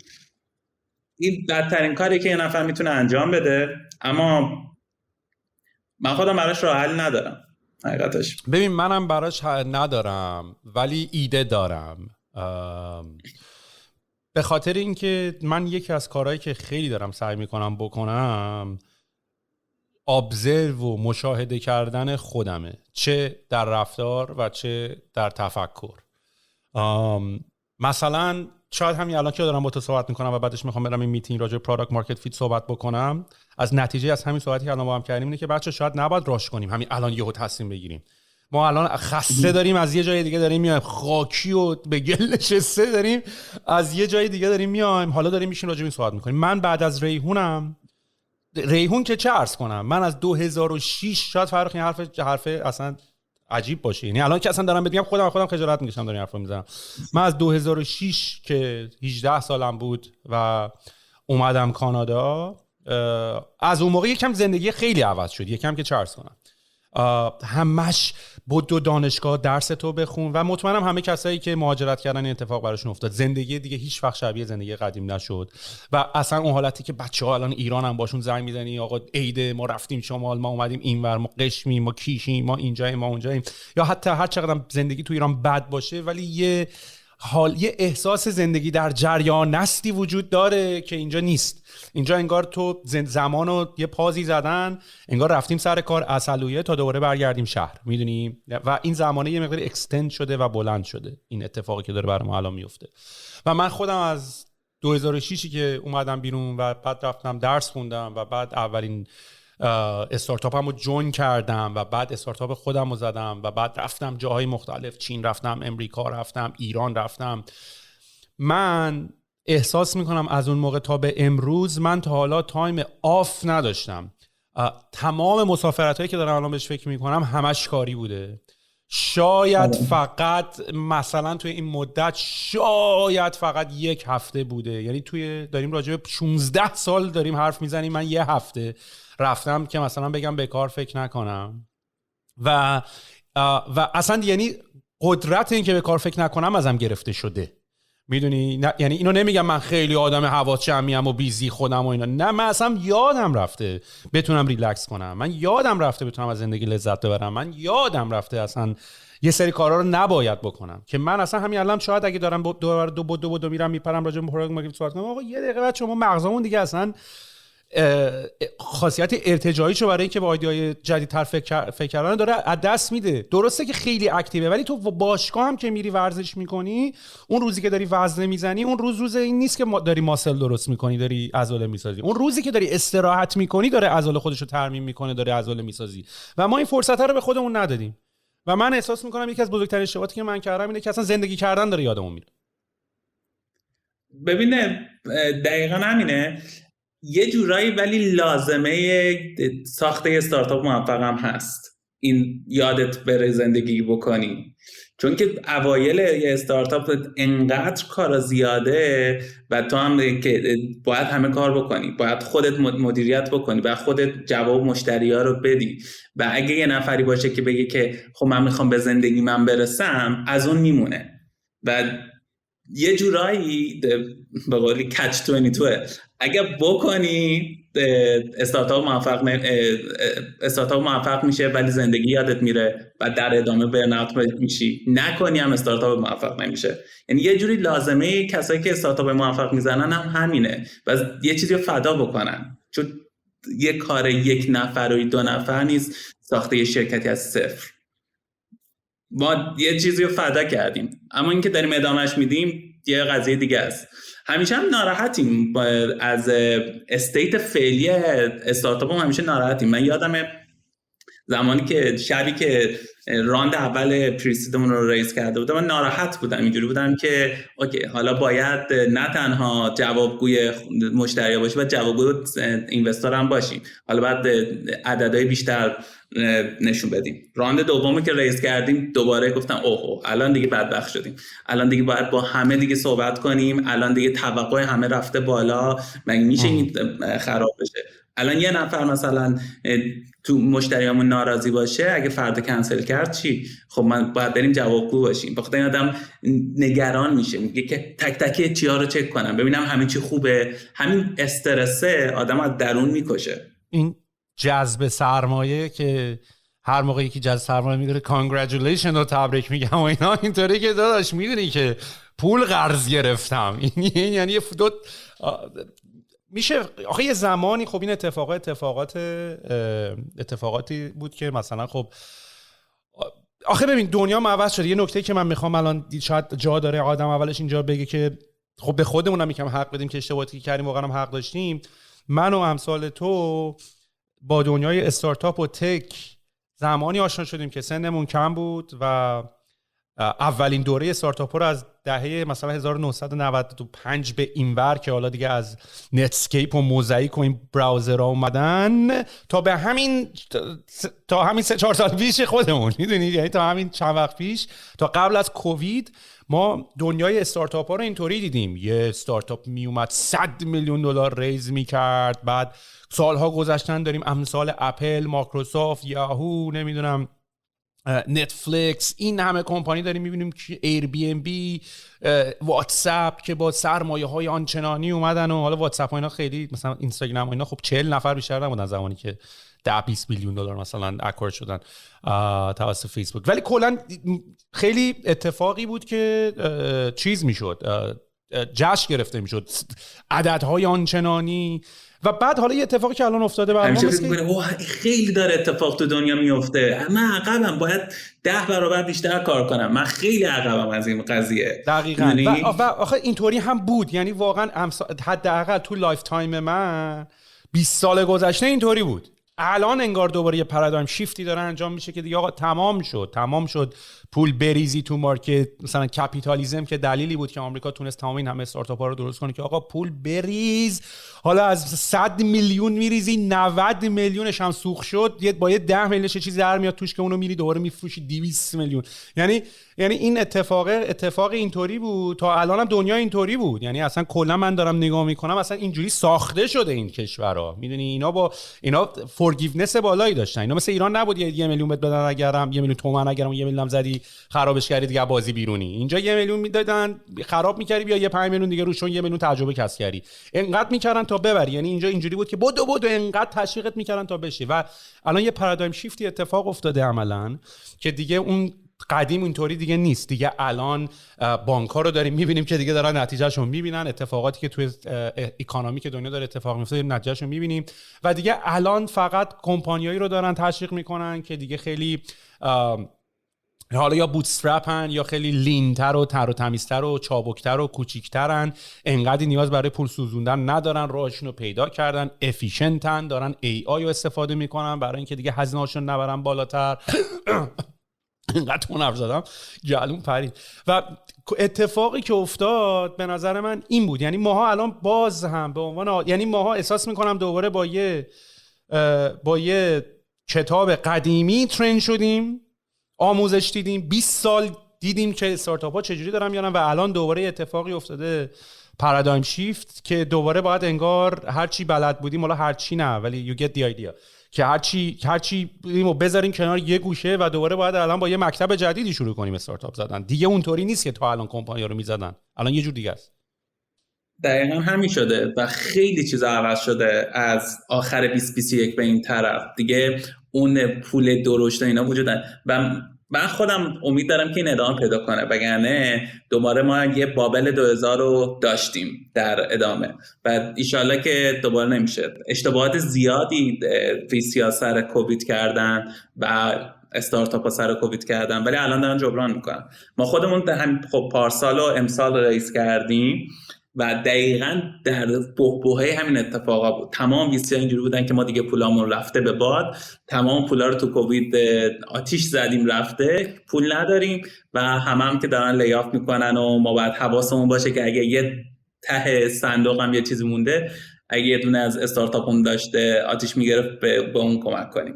بخاطر این نرخ سرمایه‌گذاری خیلی اومد پایین و تو همین قضیه خیلی استارتاپ‌ها محو شدن. تو 22 و اوایل 23 محو شدن. چرا؟ چون اومده و شروع کرده بود به جذب سرمایه. میگفت پیش خودش میگفت خیلی خوب، جذب سرمایه قبلا متوسط 4 تا 6 ماه طول میکشه. عالی، من 4 تا 6 ماه رانوی که دارم، رانوی یعنی پول دارم تو بانک که میتونم زنده بمونم، میرم جذب سرمایه میکنم.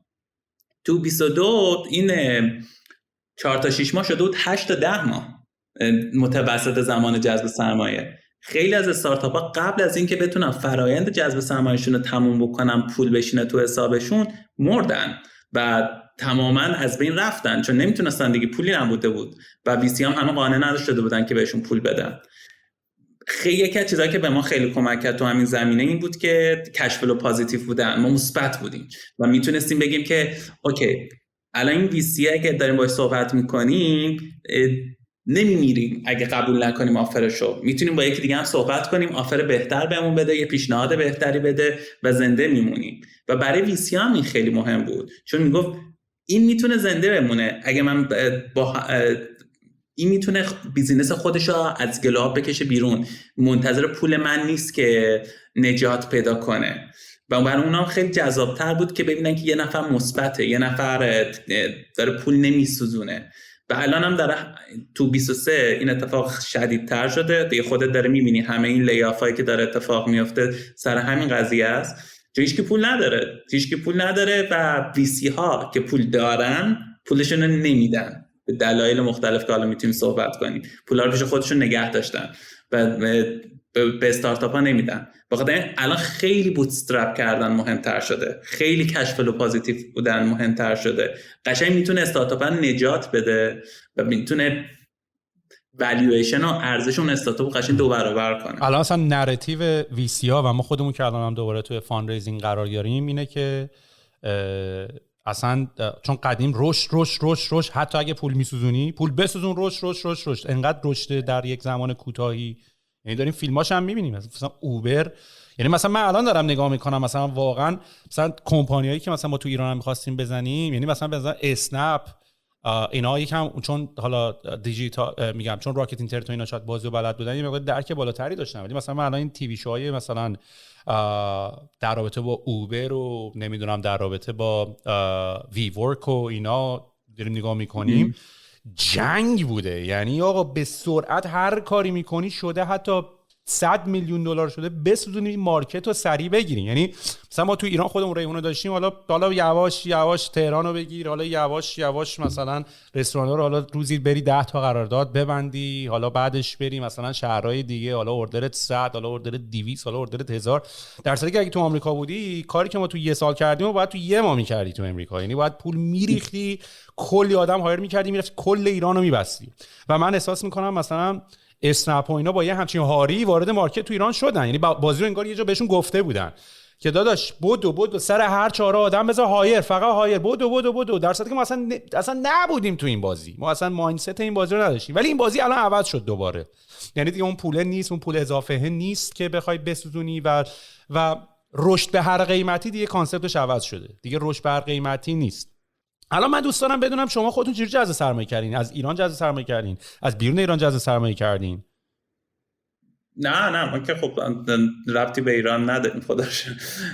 و در واقع ما راند آخرمون 2 میلیون بود، البته 2 میلیون یورو، 2 میلیون یورو بود از آمریکا و اروپا، بیشتر آمریکا و بعدش هم اروپا. ولی اینو توی دیتا اینو اناونس کردین؟ چون من اتفاقا داشتم هنوز اناونس نکردیم، چون من داشتم فرمال رو توی کرانچ بیس داشتم نگاه می‌کردم و حالا برای خیلی افراد من اسکرینمو شیر کردم کرانچ بیس نشون میدم. کرانچ بیس یه دیتابیس کمپانیاست که همه اطلاعاتشون در رابطه با راوندایی که فاندینگ کردن، اینوستوراشون و آیا شرکت مثلا پرایوت پابلیک شد، اطلاعات شرکت هاست که یه کرانچ بیس که حالا هر کمپانی بزنیم توش ببینید. من نگاه کردم دیدم توتال فاندینگتون اینجا زده $125,000 با 4 تا اینوستور که نمیدونم درسته یا نه. متا روتون اینوست کرده، دی ام زی روتون اینوست، دی ام زی شاید از طریق موی، متا رو نمیدونم این دیتا درسته؟ آره اینا درستن. حالا داستاناش هم میگم. آره یه فاندی داره متا. آره برو براش. ما شروع کردیم یه شتاب دهنده تو خود استونی، در واقع باشون شروع کردیم که اینجا بودن، با تو دوره شتاب دهندگی وارد شدیم به نام استارتاپ وایس گایز که خیلی شتاب دهنده، فکر کنم بزرگترین شتاب دهنده اروپا اگه اشتباه نکنم، و تو همه جای اروپا شعبه دارن، شعبه استونی هم دارن که هدکوارترشون هست البته، و باشون کار کردیم. خوب بود و یه راندم از آمریکا جذب کردیم که اون شد پری سید ما. این دوتا تقریبا با هم بودن، با اونا شروع کردیم کار کردن. یه سال بعد فیسبوک که بعد شد متا ما رو در واقع انتخاب کرد، چون ما تو حوزه دیتا آنالیتیکس بودیم، انتخاب کرد برای بیزینس اکسلراتورشون. اونا می‌خواستن در واقع یک مارکت پلیس بیزینسی را بندازن و دنبال این بودن که بهترین استارتاپ‌های دیتا آنالیتیکس رو جمع کنن، با اونا لانچ کنن. 10 تا انتخاب کردن تو دنیا که با اون 10 تا لانچ بشه. خب یکیش ما بودیم که در واقع رفتیم تو اون برنامه، اونا هم بیزینس اکسلراتورشون لانچ کردن. خب ما هم کلی مشتری گرفتیم در واقع که اونا اومدن توی قضیه. راند جدیدمون رو هنوز انانس نکردیم. راند جدیدمون رو حالا ان شاءالله انانسمنتش میاد یه 2 هفته دیگه، نمیدونم کی لایو میشه، بالاخره انانسمنتش میاد دیگه. راند سید راندمونه، همونطور که گفتم حدود 2 میلیونه و بیشتر هم از میگم آمریکا و هم اروپا. عالی. من کلا آرزوی خیلی موفقیت براتون میکنم. خیلی خوشحالم که واقعا استارتاپ‌های ایرانی رو داریم میبینیم که این ور اونور هستن. برنامه‌تون از اونجا چیه؟ یعنی آیا دارید به استونی به عنوان خونه نگاه میکنین یا نه فعلا یه پلیه که قراره بعداً برین جای دیگه؟ ببین مشتریای ما بیشتر آمریکان. خب منم همیشه عقیده داشتم که هر جا مشتری باشه تو هم باید اونجا باشی و در واقع شرکت هم باید اونجا باشه. اما الان خدا رو شکر از زمان کووید ریموت خیلی جا افتاده برای مردم و الان دیگه میتونی ریموت همه جای دنیا باشی. بخاطر همین فعلا استونیو داریم. ما یه شعبه هم توی کانادا داریم که کارهای آمریکا رو در واقع کانادا داریم در آره دقیقاً مدیریت میکنیم که بین کانادا و استونی فعلا این دوتا کافیه. این دوتا شعبه کافیه که میتونیم همه جا رو، هم اروپا رو داشته باشیم هم آمریکا رو داشته باشیم. داستان جذب سرمایه‌مون هم یادم رفت بگم. جذب سرمایه دوممون در واقع که طولم کشید، قشنگ 7-8 ماه طول کشید، این بود که ما پارسال که گفتیم حالا که یه رونیوی خوبی داریم و مثبت شدیم و دیگه شرکت تونسته خودش از آب و گل در بیاره، جذب سرمایه بکنیم. صحبت کردیم با خیلی ویسی، صحبت کردیم هم تو آمریکا هم تو اروپا. ترجیحمون این بود که یه ویسی از آمریکا بگیریم، یک ویسی از اروپا که همه جا رو داشته باشیم که برای سریز A بتونن بهمون کمک کنن. ترکیب خوبیه اگه آدم بتونه اینو داشته باشه، چون هر کدومشون کانکشن‌های خوبی میارن. تو دوره سید مهمترین چیز همینه که بتونی با ویسی خوب کار بکنی که بتونه شرکت رو بزرگ کنن که بعدا آدم بتونه یه سریزای خوب در بیاره.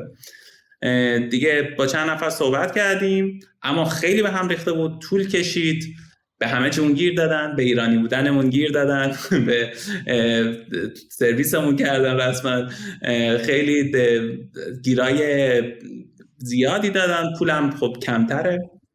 قبلا ویسی ها پشت درشون کلی پول بود، یعنی همه یه سری آدم بودن، یه سری شرکت بودن، یه سری بانک بودن که اینا می‌خواستن فقط پول بزنن تو ویسی ها و ویسی ها این پولا رو اینوست کنن رو بنده. الان اون نیست، بخاطر ویسی خیلی محتاطن که پولشون رو کجا دارن سرمایه گذاری میکنن. اون عوض شده. قبلا مشکل ویسی ها این بود که استارتاپ خوب نیست یا کمه که من برم پیداش کنم و چی بکنم.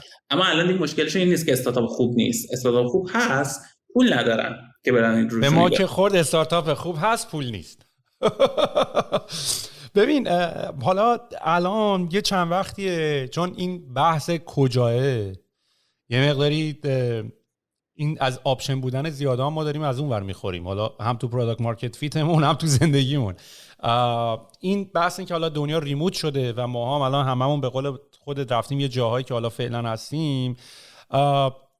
دبی و من روزی نیست که خواب پاشم. دیشبم داشتم یه پادکست گوش میکردم، This Week in Startup مال جیسن که هر روز اخبار هفتگی استارتاپ ها رو میده و یه نمایشگاهی بود که همه دبی بودن و یعنی اینا خودشون امریکایی هن، ویسی های امریکایی هن و they speak highly of دبی. میدونی یعنی مثلا میگن دبی در 20 سال، یعنی آدم اولا که دلش میسوزه راجع به دبی اینا رو حرف میزنن.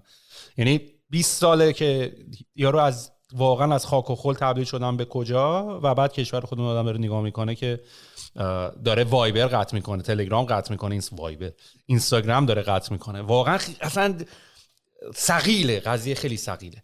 ولی مثلا در رابطه با دبی ویسی های آمریکایی داشتن میگفتن واقعا دبی یعنی کرکوپر خودشون ریخته. اولا دیگه آرگومنت اینطوری بود که الان دبی خود LPA دیگه دنبال ویسی شدنن و میگفتش که از تقریبا از همه نیشن‌ها استارتاپ توش وجود داره. میگفت من که آمریکایی ام توی هتل فور سیزن رفته بودم اومده بودم بیرون، گفت مثلا 4-5 نفر همه منو میشناختن و همه از استارتاپ‌های شرکت‌های مختلف بودن و خیلی از استارتاپ‌ها اونجان و چیزی بود که من از دبی خیلی شنیدم این چند وقت توی 3-4-5 ماه پیش. حالا دلیلی که دارم اصلا موضوع دبی رو میگم به خاطر اینکه دارم یه برینستورمینگ هم باهات میکنم، به خاطر اینکه نزدیک ایران هم هست نسبتاً و ماها فکر میکردیم آمریکاست، ماها فکر میکردیم سیلیکون ولی، میدونی، ولی دیگه نیست. الان دیگه دنیا اینطوری نیست. الان دیگه سیلیکون ولی که اصلا دیگه داره اجش رو از دست میده و جاهای دیگه، حتی اروپا، حتی لندن، حتی ایرلند، حتی استونی که داری میگی این کارا رو داره میکنه. و دبی من اصلا حالا اول از دور و بریام میشنیدم گفتم حالا ما ایرانی‌ها عاشق دبی مثلا شاید همش ولی الان که دیگه دارم میبینم ویسی‌های آمریکایی هم دیگه دارن راجع به دبی صحبت میکنن، مثل که کلی یه گلدن ویزایی آوردن که به استارتاپ ها میدن، مثل که تمام اون قوانینی که حتما باید با یک عرب پارتنر اپ بکنی تا بتونی کمپانی بزنی، این قوانین رو سبک کردن و انگار دارن دیزاین میکنن، یعنی انگار یه کشور بیزنسی دارن دیزاین میکنن. بهش فکر کردی تا حالا؟ ببین من بیزینس داشتم دبی و اون خیلی سال پیش میشه 2015 آره که خیلی سخت بود. مثلا پروسه ثبت شرکت 1 ماه طول کشید، فکر کن در این حد. از 2 سال پیش بسیار سیستماشون آسون کردن و یه هدف خیلی خوب گذاشتن دیگه. ببین این کشورها مثل الان دبی هم داره این کارو میکنه، یا استونی یا پرتغال، به یه ایدئولوژی رسیدن که آموزش منابع انسانی بسیار گرونه و کشور به منابع انسانی خفن نیاز داره و آدمای تالنتدی که میتونن هر کاری بکنن، به قولی دست به گل میزنن طلا بشه. و به این رسیدن میگن که کل این قضیه رو بذاریم که آدمای تالنت دار بیان تو کشور ما، حالا استارتاپ خودشونو داشته باشن، تو شرکت‌های ما کار کنن، خودشون شرکت بزنن، یه جوری فقط بکشونمش بیان تو. و چریان تاپ قضیه اینه که هزینه آموزششو میدن به کشورهای احمق. مثلا خب تو ایران میره درساشو میخونه، آموزش میبینه، خفن که شد، اونا مجبورش میکنن که مهاجرت کنه. منم میگم که با فرش قرمز در خدمتون هستم و مجانی یک نیروی تالنتد رو میاره تو کار. الان حتی آلمان هم داره به همین فکر میکنه که همه این پروسه رو آسون بکنن که نیروی اکسپرت بیاد تو من کار کنه. چون کی بهتر از اون؟ نگران این نیستن که میان شغلاشونو میدوزن، الان میگن آدم اکسپرت ما کم داریم، بیا شغل میسازی تو. بعد فکر کنم اگه اشتباه نکنم گلی که امیر دبی گذاشته 100,000 نفره، میگه 100,000 نفر فقط من استارتاپی میخوام جذب کنم، بیان برنامه‌نویسی بکنن، بیان استارتاپ. آره و همین گلو استونیا هم داره. استونیا میگه که بیان اینجا، من که منابع طبیعی که ندارم، من که صنایع سنگین ندارم، من اینجوری میتونم تو دنیا حرفی داشته باشم برای گفتن. الان استونی 7 یونیکورن داره، 7 یونیکورن. ایران یه دونه هم نداره خب، ولی استونی کشوریه که 1,300,000 تا جمعیتشه ولی 7 یونیکورن داره. 25 تا شرکت داره که بالای 500 میلیونه، یعنی دارن میشن یونیکورن. حالا در آینده نزدیک اونا هم یونیکورن میشن و همینطوری برو جلو. بسیار دارن روی این کار میکنن. الان پرتغال برنامه خودشو شروع کرده و چرا یه نفری که استارتاپ خوبی که دارن تو ایران کار میکنن، یه جای دیگه کار میکنن، چرا از این فرصت استفاده نکنن؟ چه بهتر از اون؟ وقتی همه چی براشون آسان تر میشه.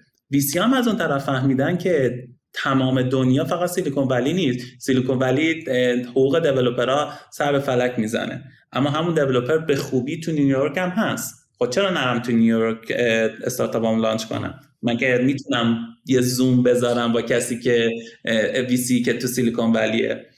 مثلا با تمام ویسی که همه ویسی که رو ما اینوست کردن مگه ما دیدمشون؟ نه، هیچ کدوم نه. این خیلی اتفاق عجیبی افتاده. ببین ما هم وقتی ریز کردیم توی کووید ریز کردیم، اون موقع ما هنوز پاسامون هم نیومده بود که بتونیم سفر بکنیم. واقعا منو سیاوش و محسن داشتیم ما هم صحبت می‌کردیم، اینطوری بودیم که داداش تا همین قبل کووید یه سال پیش باید بلیت هواپیما می‌گرفتی، تق تق در می‌زدیم می‌رفتیم می‌شستیم تو با یارو حرف می‌زدیم. الان بک تو بک میتینگ زوم با این، یعنی مثلا تو یه روز با 10 نفر داشتیم صحبت می‌کردیم. یعنی اتفاقاتو اگه بخوای از این زاویه هم بهش نگاه بکنی بعضیش جذاب و جالبه. یعنی اینکه تو قبلا اصلا ضایع بود بخوای وقتی میتونی بری پیش یارو بخوای با زوم یارو صحبت کنی، تلفنی با یارو صحبت کنی، باید سوار بیزنس کلاس چی بود، به خاطر اینکه همه داشتن پروازهای کاری و میتینگی بوده، میدونی. و الان به رفت. آره من تو استارتاپ قبلی که ریز کردیم طرف رسما گفت پاشو بیا تا من باهات صحبت کنم. رسما گفت پاشو بیا من ببینم. واقعا اینا بعد کووید عوض شد اصلا. و الان استارتاپ دارن از جای مختلف ریز میکنن، کسایی که هیچ وقت ندیدنشون، با بزرگا، با حتی سکویا مثلا، حتی اینا با کسایی که هیچ وقت استارتاپشون دیگه نمیبینن، اصلا تو استراتژیشونه اینجوریه که چرا نیازی نیست. و الان مشکل ویسیا نیست، چون ویسیا میتونن همه دنیا اینوست کنن. مشکل تالنته که بیان پیش من کار کنن. چون هر کاری هم که بکنی، ما شرکت ریموت بودن هم دوست داریم، اما هر کاری هم بکنی بالاخره یه موقعی میخوای یه شرکت هایبرید داشته باشی. یه سری‌ها تو شرکت باشن با هم کار کنن، یه سری کارا واقعا نیاز داره که کنار هم باشن، یه سری کارا هم میتونه ریموت باشه. بخاطر همین مشکل تالنت رو الان همه جا دارن و کشورهایی که دارن از این استفاده میکنن دارن میبرن و دارن آره. پولش الان در میارن. آره دقیقاً. فرخ به عنوان چپتر آخر دوست دارم یه مقداری خودخواهی خودم هم هست، میخوام راجع به این موضوع صحبت بکنم، ولی موضوع مهم، جالب، مشکل هر دوی ما و مشکل احتمالاً هر کسی که داره به این قضیه نگاه میکنه. میخوام برگردم روی پروداکت مارکت فیت و میخوام ببینم، چون میگم دقیقاً الان یه کم دیگه من خودم باید برم همین میتینگ راجع پروداکت مارکت فیت، اصلا راجع پروداکت مارکت فیت نیست، راجع پیوت حتی. ولی میخوام ببینم که میخوام ببینم آخه مشکلمون یکیه، یعنی نوع پروداکت شما فرمالو، من مطمئنم اگه لاگین کنی، حالا فقط مارکتینگ مسیجینگامون فرق میکنه، چون پروداکت ما هم یک CRM CMSیم که هم ممبرز منیجمنت داره، هم میتونی پست تایپ های مختلف بسازی، یه چیزی شبیه کانتنت فوله که خودت هم میتونی براش، هدلس سی ام اس هر چی بخوای میتونی باش بسازی. حالا آره، یعنی منم الان میتونم فرم بسازم، یعنی همه کاری میتونم بکنم. چیکار واسه کنیم الان به کدوم سمت بریم؟ مخصوصا که AI، یعنی مثلا من خودم خیلی علاقه دارم که به فیوچر اف ورک دارم فکر میکنم. من احساس میکنم ما آدما خیلی اینفیشنتیم. اصلا همین که الان من باید دارم تو فرم بسازم، اینا دیگه کارهایی که آره تا به امروز میک سنس میکرد، ولی از الان به بعد من دیگه انتظار ندارم که من صبح ساعت 9 برم سر کار.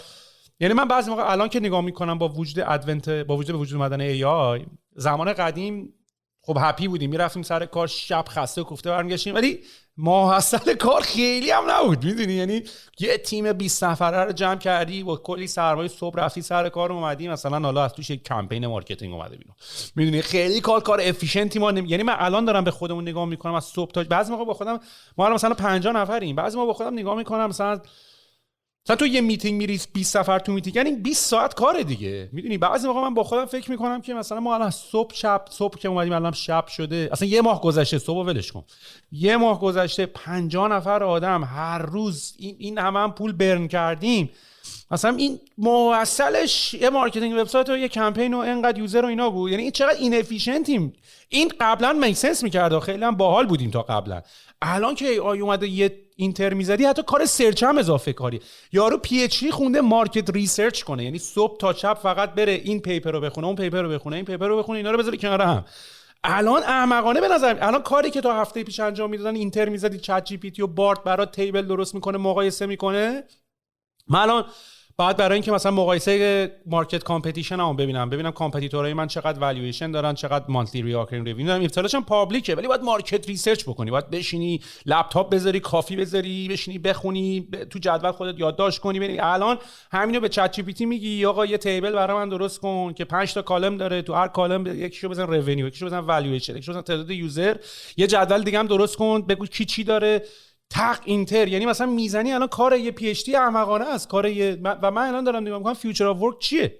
میدونی من مثلا یه مثال برات بزنم، مثلا فیوچر اف ورک که دارم میگم که فقط ذهنت آماده بشه، بعد میکروفون رو تقدیم میکنم.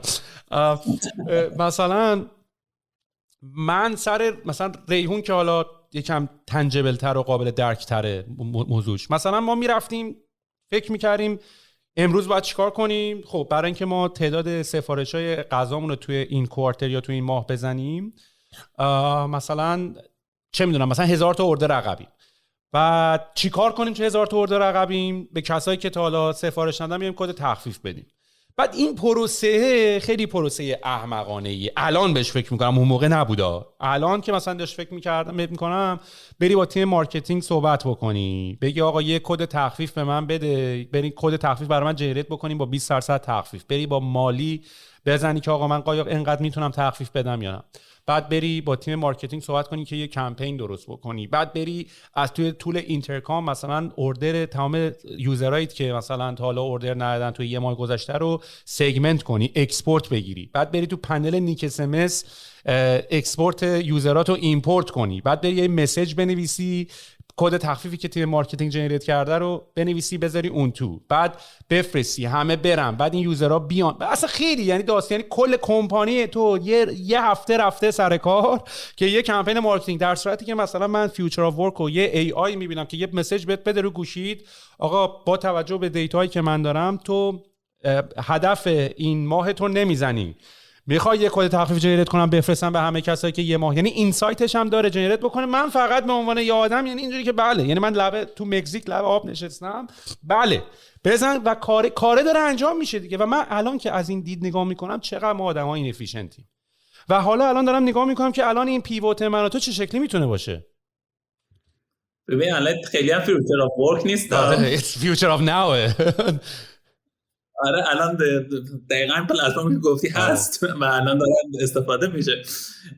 و به ما خیلی وقت تلف میکنیم توی شرکت ها. خب و خوبی الان نسل جدید ای هم که اومده همینه که میگه ما الان تو نسل اتوماسیونیم توی ای ها، و توی از حالا چند سال پیش تا چند سال دیگه قراره که هر کاری که میتونه اتوماتیک شه، هر کاری. و هدف دقیقاً همینه که ما تمام سیستمایی که میتونن اتوماتیک شن رو اتوماتیک کنیم. از چیزای ساده بگیر، مثلا همین طراحی یک کمپین مارکتینگ که خودش بفهمه کدوم مشتری تو داره چرن میشه. چرا من باید بفهمم؟ سیستم دیتای من آنالیز میکنه، خود سیستم باید بفهمه کدوم مشتری من داره از من خرید نمیکنه. سیستم باید خودش بفهمه که به کی چقدر تخفیف بدم حاضر بیاد از من خرید کنه. اگه به یکی 5000 تومان تخفیف بدم میگه کمه، اگه به یه نفر 5000 تومان تخفیف بدم با 4000 تومان هم راضی میشد. همه اینا رو باید سیستم خودش بدونه. هر چیزی که میتونه اتوماتیک شه اتوماتیک میشه و ما خیلی مشاغلی داریم که سر این قضیه نابود خواهند شد و یه سری مشاغل دیگه به وجود خواهند اومد. بزرگترینش توی دنیایی که هستیم رانندگیه. رانندگی کار اتوماتیکه. من یه خبر خوندم اینایی که آدیو بوک درست میکنن، مثلا آدیبل یا حتی مثلا نوار که تو ایران آدیو کتابا، خب برای یه سری وایس اکتر می اومدن. الان یه شرکت بزرگی که حالا فکر نکنم آدیبل آمازون باشه، ولی یه شرکتی که آدیو بوک درست میکنه تمام وایس اکتراشو اخراج کرده، گفت آقا من دیگه الان خودم. بعد اصلا یکم بازی عوض میشه. اگر اصلا تو میتونی با ای آی آدیو بوک درست کنی، خب من خودم تکستشو فیت میکنم به یه اپی آدیوشو بگیرم دیگه. اصلا چرا با یه اپ این خیلی چیزا عوض میشه، همه چی عوض شد یه جوری. به این نکته خوب داره این قضیه. مثلا تو همین مثال آدیو بوک یا رانندگی، تو دوست نداری، من شخصا دوست ندارم بشینم یه کتاب رو بخونم که صدامو ضبط کنن و یکی دیگه پخش کنه. این کاری نیست که یک نفر دوست داشته باشه یا هیچ کس دوست نداره که راننده باشه. کانتر آرگومنتشو بگم، من چون این بحث رو با مامانم دارم، ولی خب اونا از یه دید دیگه نگاه میکنن، چون اینا از آنستیبیلیتی آینده میترسن که ای بابا دوباره همه چون مثلا من همین جمله رو به مامانم گفتم، مامانم بابا من دوست دارم بشینم بزنم تو دنده. مامانم همیشه جدا از ماشین شهریش یه ماشین دنده‌ای داشته، چون عاشق اینه که بزنه تو دنده. میدونی؟ ببین منم دوست دارم که آشپزی بکنم، من آشپزی خیلی دوست دارم، اما دوست ندارم که یه رستوران بزنم که 200 نفر برزن توش، سرویس شم تا نصف شب توش به مردم غذا سرو کنم. دوست دارم برای خودم، برای تفریح خودم غذا بپزم، برای دوستان، برای اونایی که دوستشون دارم غذا درست کنم. خیلی خوبه اون تفریحه، اما به عنوان کار که داری بهش نگاه میکنی که میخوای براش پول در بیاری که خب ابلیگیشن میاد، مسئولیت میاد، تو اونو دوست نداری و این کارا باید اتوماتیک شه. تو بری همون وقتای $10 نه که صحبت کردیم اون وقتا رو بذاری رو کارهای مهمتر که چطور باشه. این اتفاق تو همه صنایع میفته. توی صنعت ما دوتامون نوکود حساب میشیم دیگه و سافر از سرویس بی تو بی حساب میشیم، بیزینس تو بیزینس سافر از سرویس حساب میشیم. برای ما تعیین کنن AI یکم الان بازورده و الان هر استارتاپی که داره میاد بیرون که AI هم ویسیا عصبانیم اینجوریان که یکی دیگه اومده چت جی پی تی ریخته کنار محصولش به من میگه نمیدونم چی AI هم و خیلی دوستشون ندارم. اما اتفاقی خیلی دوستشون من برعکسش، یعنی میفهمم منظور چیه، اینجوری که دیگه اینا هم دیگه دارن اوورول میشن، ولی الان هم فقط هم ویسی هم دنبال کمپانی AI میگردن، دنبال کمپانی AI خوب میگردن، نه اینکه یکی API GPT رو زده تنگ پروداکتش میگه من AI ام، اونا رو بعدشون میاد، اما دنبال اون چیزن جمان، مثل جمای اون جواهرای بینشون که یکی داره با AI کار خیلی خفن میکنه. فد نیست یارو واقعا داره پرکتیکالی مشکلی حل میکنه، این که حالا چون شد کردم نه مثلا یکی داره یکی از دوستای ما AI زده که داره ایمیل ها رو آنالیز میکنه برای مشکلات فیشینگ درون سازمان ها که اینا رو داره به عنوان یک لایه امنیتی نصب میشه، AI یاد میگیره برای اصلا سایبر سکیوریتی فکر کنم موجش خیلی زیاد خواهد بود برای AI. برای ما چی میشه؟ برای ما دقیقا هر کاری که میخوایم اتوماتیک میشه. کار من و تو این نیست که برای مردم کانتنت جنریت بکنیم مثلا خیلی AI که الان هستن، به خاطر چت جی پی تی اینا الان همه رفتن سراغ کانتنت، تولید محتوا، تولید نمیدونم عکس و از این چیزا. کار ما اونا نیست، کار استارتاپ هایی که تو اونا خفنن هست، کار مید جرنیه، کار چت جی پی تی که کانتنت تولید بکنه، کار دیگه. کار ما میشه اتوماتیک کردن. یعنی چی؟ تو آیرون من دیدی دیگه فیلمشو؟ درست. یه دونه وقتی آیرون من میخواست هر چیزی بسازه داشت با کامپیوتر صحبت میکرد که اسم کامپیوترش جارویسه. کار ما ساختن اون جارویس هست. در واقع ادیتورهای ما، ویرایشگرای ما میشن ویرایشگرای جارویسی. یعنی که یه آیرون منی میاد میگه که خب یه دونه ماشین برای من بساز، قرمزش بکن، نمیدونم تهش رو طلایی بکن، و اون AI میدونه من چه قرمزی مد نظرمه، اون AI میدونه من چه زردی به برند اون قرمز میاد، میدونه چه ماشینی میخوام و اینا و همه چیو میسازه. یعنی کار ما این میشه که حالا ما نه، ولی مثلا یه وبسایت ساز اینه که وبسایت سازه اینه که من یه وبسایت میخوام واسه بتر مود، وبسایت میخوام که مشتریای اینترپرایز حوزه مارکتینگ رو جذب کنه، میخوام با برند بتر مودم سینک باشه، مسلما من میخوام که مشتریای مثلا 500 امپلوی به بالا رو جذب کنه. او خودش میدونه بره چه طرحی رو انتخاب کنه، چه تمپلیتی رو انتخاب کنه، خودش میدونه ریسپانسیوش کنه، خودش میدونه SEO فرندلیش کنه. دیگه تو واقعا میای میگی که دکمه‌اش برای من بزرگه، میتونی دکمه‌اش کوچیک‌تر بکنی، یا به نظر من چون هنوز خلاقیت انسان از ماشین بزرگتره دیگه، به نظر من این یو ایکسش اینجاش مشکل داره، چون ماشین اینا نمیفهمه هنوز، داره ماشین اینا رو داره حدس میزنه از نمونه هایی که وجود دارن، ولی تو آنالیزوری، تو داری میفهمی اینا رو، میگی این یو ایکسش اینجا مشکل داره، عوضش کن بهتر میشه، تست میکنی و بهتر میشه. ولی کاری که یه وبسایتی که یه ماه طول میکشید حالا میشه 2 روز و اون دیولپر خوشحال تره، چون دیولپر فقط هم 2 روزه داره وقت میذاره، بقیه روزشو میتونه 5 تا وبسایت دیگه بزنه. البته فکر نمی‌کنی که حتی همون دیسیژنای که مثلا الان داریم میگیم مثلا دکمه‌شو بزرگ کوچیک کن چون حدس داره میزنه. حدس که داره پترن ریکگنایز میکنه. چرا داره پترن ریکگنایز میکنه؟ به خاطر اینکه خب بیشترین استفاده شده. بیشترین استفاده کجاها شده؟ خب توی بیشترین دیزاین‌ها. یعنی مثلا من فکر میکنم یکی از بیزنس‌های خیلی خوبی که میتونه به وجود بیاد، مثلا مثل آن باونس و اینا که لندینگ پیج جنریت میکنن، دیگه ای بی تست کردن دیگه کار یه نفر مارکتر. الان باید یه تولی اتوماتیک، مثلا مارکتینگ سایت من باید خودش اتوماتیک 1000 تا لندینگ پیج جنریت کنه، 1000 تا کپی مختلف جنریت بکنه، از 1000 جا بیاره و بعد شروع کنه بر اساس دیتا هی اپتیمایز کنه و هی آن دی فلای. من حتی داشتم فکر می‌کردم maybe landing page based on user persona on the fly باید جنریت بشه، نه اینکه یوز از صفحش از قبل ساخته شده یوزر رو از اون در ببریم تو، on the fly جنریت بشه. همینطوری که تکست رو می‌بینی اینجوری جنریت داره میشه. لندینگ پیج میزنی مثلا bettermode.com اینتر، از هدر بپره همینجوری on the fly داره جنریت میشه، مثل لندینگ پیج و اینا. یا مثلا یه موضوع دیگه، مثلا ببین چت جی پی تی و میدجورنی اتفاقا بازی پلتفرم رو برداشتن. یعنی اینا اومدن گفتن آقا ما طوله نیستیم، ما API رو باز میکنیم، هر کی خواست بده چیزی با ما بسازه. یعنی اتفاقا همون حرفی خود داری میزنی، اون کمپانیایی که از اینا میان یه یوتیلیتی در میارن. الان من با میدجورنی خیلی بشینم حالا فعلا چیز باحالیه، یا با چت جی پی تی که سلام علیکم کنم خیلی باحاله، ولی کیا از این API استفاده میکنن این تاچ پوینت ها رو بذارن جایی که ایت میک سنس. مثلا الان چت جی پی تی، من چت جی پی تی 24 مثلا توی مثلا اگه دارم پیچ دک درست میکنم یا یه لندینگ پیج مثلا میخوای برای یه یوزری پیغام مسیجینگ تو درست بکنی باز کردن، هی تو چت جی پی تی باید بزنم کپی. ولی من فرض کنم مثلا توی فیگما که الان احتمال پلاگینش اومده اینجا مثلا بزنم هدینگ اینا رو، خودت هدینگ اینو درست کن، یه هدینگ بنویس، یا تو پیچ هم توی مثلا توی پاورپوینت بگی اینو پرش کن. یعنی همون تکنولوژی چت جی پی تی یا میدجورنی ها، ولی تو تاچ پوینت درست، یعنی یوتیلیتی ازش درست کردی.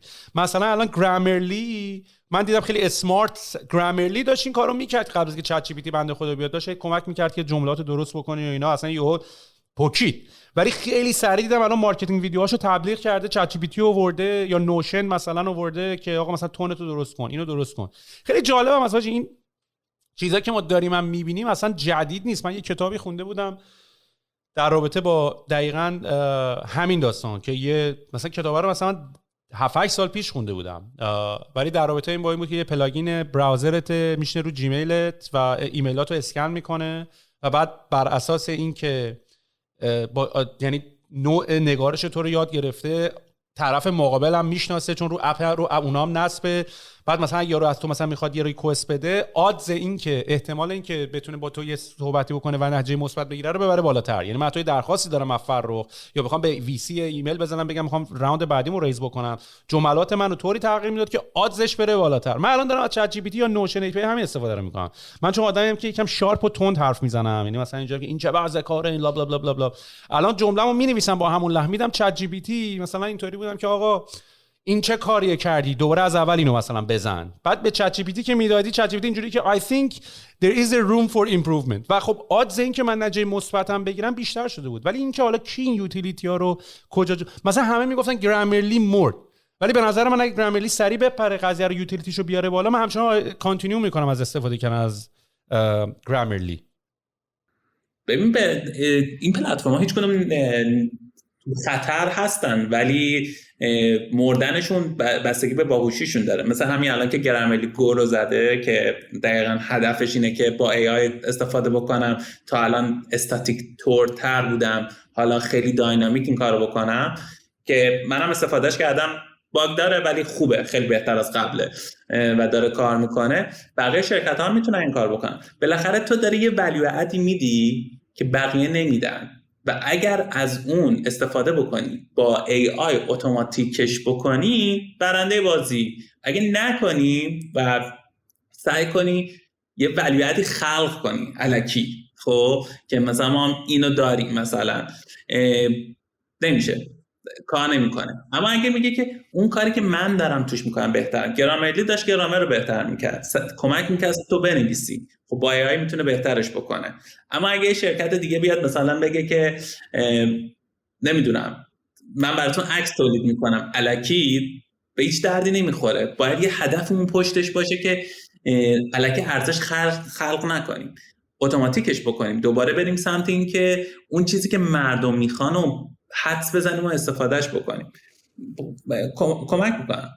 تازه ما هنوز قول قضیه مونده. چت جی پی تی و حالا گوگل بارد و اینا همه اینا یه شمه بودن از اتفاقی که چند وقت دیگه میفته، چون این متدولوژی که تو نسل جدید ای داره استفاده میشه یه متدولوژیه که مال یه نفر نیست، یه ایده است که مال همه است، همه دارن استفاده میکنن، کراود سورس هم هست، دارن هر کی داره خیلی چیز ساده‌ای هم هست ولی آدم کرکوپرش ریخته از این نتیجه‌ای که داده بیرون. یعنی واقعا اصلا این LLM و لنگویج مدل‌ها از نظر علمی خیلی چیز ساده‌ایه. اینی که یه همچین نتیجه اصلا به من داره نشون میده که چقدر هر چیز ساده‌تر خفن‌تر، یعنی یه همچین اتفاقی داره میفته. ولی چون نمیخوام خستت بکنم و کانورسیشنمون بلندتر بشه، حواست باشه جواب این که حداقل پست الان، چون من خودم فکر میکنم تو احتمالاً تو ذهنت ایرتیبل اینترفیس دیزاینر حمله کرده، یا حالا اون که حمله نکرده ما بیشتر حمله کردیم، ولی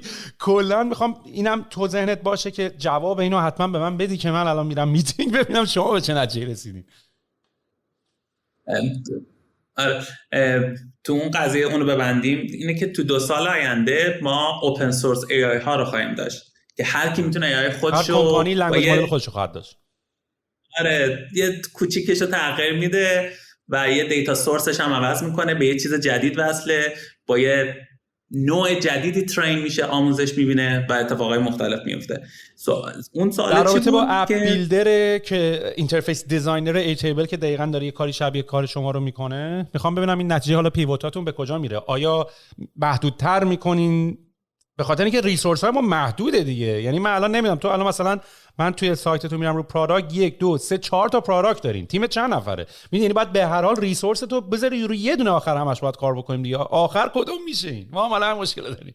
ببین خیلی تصمیم دردناکیه و هر وقت آدم میخواد این کارو بکنه میگه که حیف حساب، میدونید الان اینو ما روی یکی از اینا فوکس کنیم بقیه‌اش از دست میره. روتلس. دقیقاً. بعد اینجوری. اما مثلا برای ما چیه؟ ما در واقع اینو اومدیم یه درصد گرفتیم که هر کی داره از کجای سیستم استفاده میکنه. شکر خدا قشنگ سیستم ما مثل یه بازاره که هر کی داره یه کار خاصی توش میکنه. مثل یه پاساژ، بعضی اومدن غذا میخورن، بعضی دارن لباس میخرن، بعضی اومدن بیزینس میتینگ دارن، کافه میخورن، هر کی داره یه کاری میکنه. و اومدیم میبینیم که اوکی هر کی داره چند درصد دارن چی کاری میکنن، اینو در آوردیم. بعد میگیم که من چجوری میتونم این دوتا رو به هم وصل کنم. مثلا کاری که دوباره مثال پاساژ، غذا خوردن به خرید کردن ربط داره، چون میای تو خرید میکنی، خستت میشه، بعد غذا میخوری. یعنی یه ربطی داره، اول خریدتو میکنی بعد غذاتو میخوری. هیچ کس نمیره تو پاساژ برای اینکه غذا بخوره، هدفش اینه که خرید بکنه و غذا بخوره. یعنی اینا اگه ما بتونیم یه سینرژی بین تمام اینا پیدا بکنیم که مثلا مشتری من اول میاد با فرمش تماس با ما میسازه، بعد مشتریاش میره تو CRMش میشینه دیگه، بعد میخواد به CRMش به مشتریاش ایمیل بزنه دیگه، همه این کارا رو میخواد پشت سر هم انجام بده. اگر من بتونم جای دقیق وارد شم، بگم مثلا من اینجا رو برات فیکس میکنم، میتونم کل این پروسه رو در بر بگیرم واسه مشتریم. و هدفش نیست که از من استفاده بکنه، هدف اون بنده خدا اینه که کارش راحت بکنه. خب میگی دهن من سرویس میشه، تا حالا قبل از این کارا رو میکردم، بعد میرفتم از این اکسپورت میگرفتم، میرفتم تو اون ایمپورت میکردم، کار میکردم، سخته، نمیخوام، دوست ندارم. اگه من بتونم اون کارو بکنم برنده میشم. مثلا برای ما تا الان که ممکنه فردا عوض شه، اینه که مردم دوست دارن که یک سنترال دیتابیس برای بیزینسشون داشته باشن که همه اطلاعاتشون یه جا باشه، بتونن مدیریتش بکنن و بتونن ازش استفاده بکنن. یه سری میخوان CRMشون رو ببینن، اما مشکل چیه؟ اینه که دیتابیس نمیفهمن. خب که مثلا به یکی بگی دیتابیس، اینجوری که اگه آشنا نباشه با حوزه تکنولوژی میگه دیتابیس اصلا یعنی چی؟ من یعنی چی که بعد یک ولی اگه بهش بگی یه فضایی باشه که تمام اطلاعات مشتریات اونجاست، تو میتونی ازش استفاده بکنی، اطلاعات مشتریات رو میتونی باش بازی بکنی، شاید یکم بازتر بشه براش. ما هم باید همین کارو بکنیم. ما هم باید ببینیم که کجا میتونیم اون بیشترین ارزش رو بدیم، کدوم یوز کیس های ما با هم سینرژی داره، کدوم هم نداره. اونایی که نداره رو بریزیم دور، اونایی که داره رو نگه داریم، بگیم اون یکی به ما به بقیه کار ما سینرژی نداره. مثلا میشه با فرمال وبسایت ساخت اما باید بسازی؟ نه، 30 تا بهتر هستن، هیچ ربطی به بقیه کارای ما نداره. پس هر کی میخواد بیاد وبسایت بسازی، نه، همون چیزی که خودت هم گفتی آنتی آی سی پی هم میتونیم بهش بگیم که نه، برو وب فلو، وردپرس، 1000 تا سیستم بهتر هست. تو این قسمت مثلا ساخت نمیدونم ساخت سیستمای CRM، ساخت سیستمای اینترنال تول، ما اصلا بهتریم، بیا این کارو با ما بکن، بقیه کارا رو جای دیگه بکن. ریتول رو ماشی آقا خیلی حال میکنم باشون. ما در همیشه هم تو گفتیم ما ریتولیم برای کسایی که دیولپر نیستن. ریتول برای کسایی که دیولپرن، ما ریتولیم برای کسایی که دیولپر نیستن. آره کاملا حرفتو قبول دارم، ولی الان دارم با ادونت یا چون اونم مثلا باید مایسیکل بنویسی یا حالا مثلا یه لنگویج دیگه بنویسی، ولی الان پراپس نوشتنه میاد وسط و میتونی راحت از هر تولی بکشی دیتا رو بیرون. آره ولی مشتری هنوز فرق میکنه. مثلا مشتری ریتول، مثلا ما خودمونم ریتول استفاده میکنیم، دیولپرای ما، خب ولی مشتری فرمال مثلا میشه اچ آر منیجر، مارکتینگ منیجر، نوع اون اپراتور قضیه با هم فرق میکنه. چون مثلا میخوای ریتول استفاده بکنی که یک سیستمی بسازی مثلا برای اتوماتیک کردن سیستمای نمیدونم پروسه های دیتا سگمنتیشنت، اون جواب میده. به جای اینکه من خودم کد بنویسم یه پروژه بیارم بالا اینا، خب چرا با این ننویسم، دیتا من بس میکنم. اما خب یه اچ آر منیجر اصلا اون به دردش نمیخوره. کوئری نوشتن یعنی به پرامپت تبدیل میشه یه جورایی فکر کنم. یعنی اینم اینسایت جالبیه.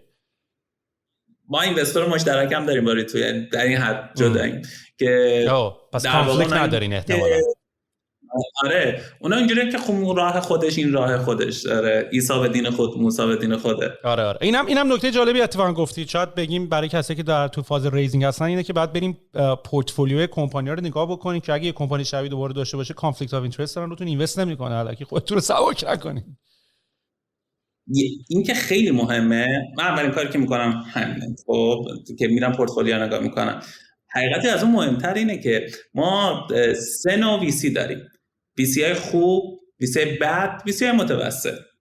ویسی بد که میزنه استارتاپ تو میکشه، من سلام اومده.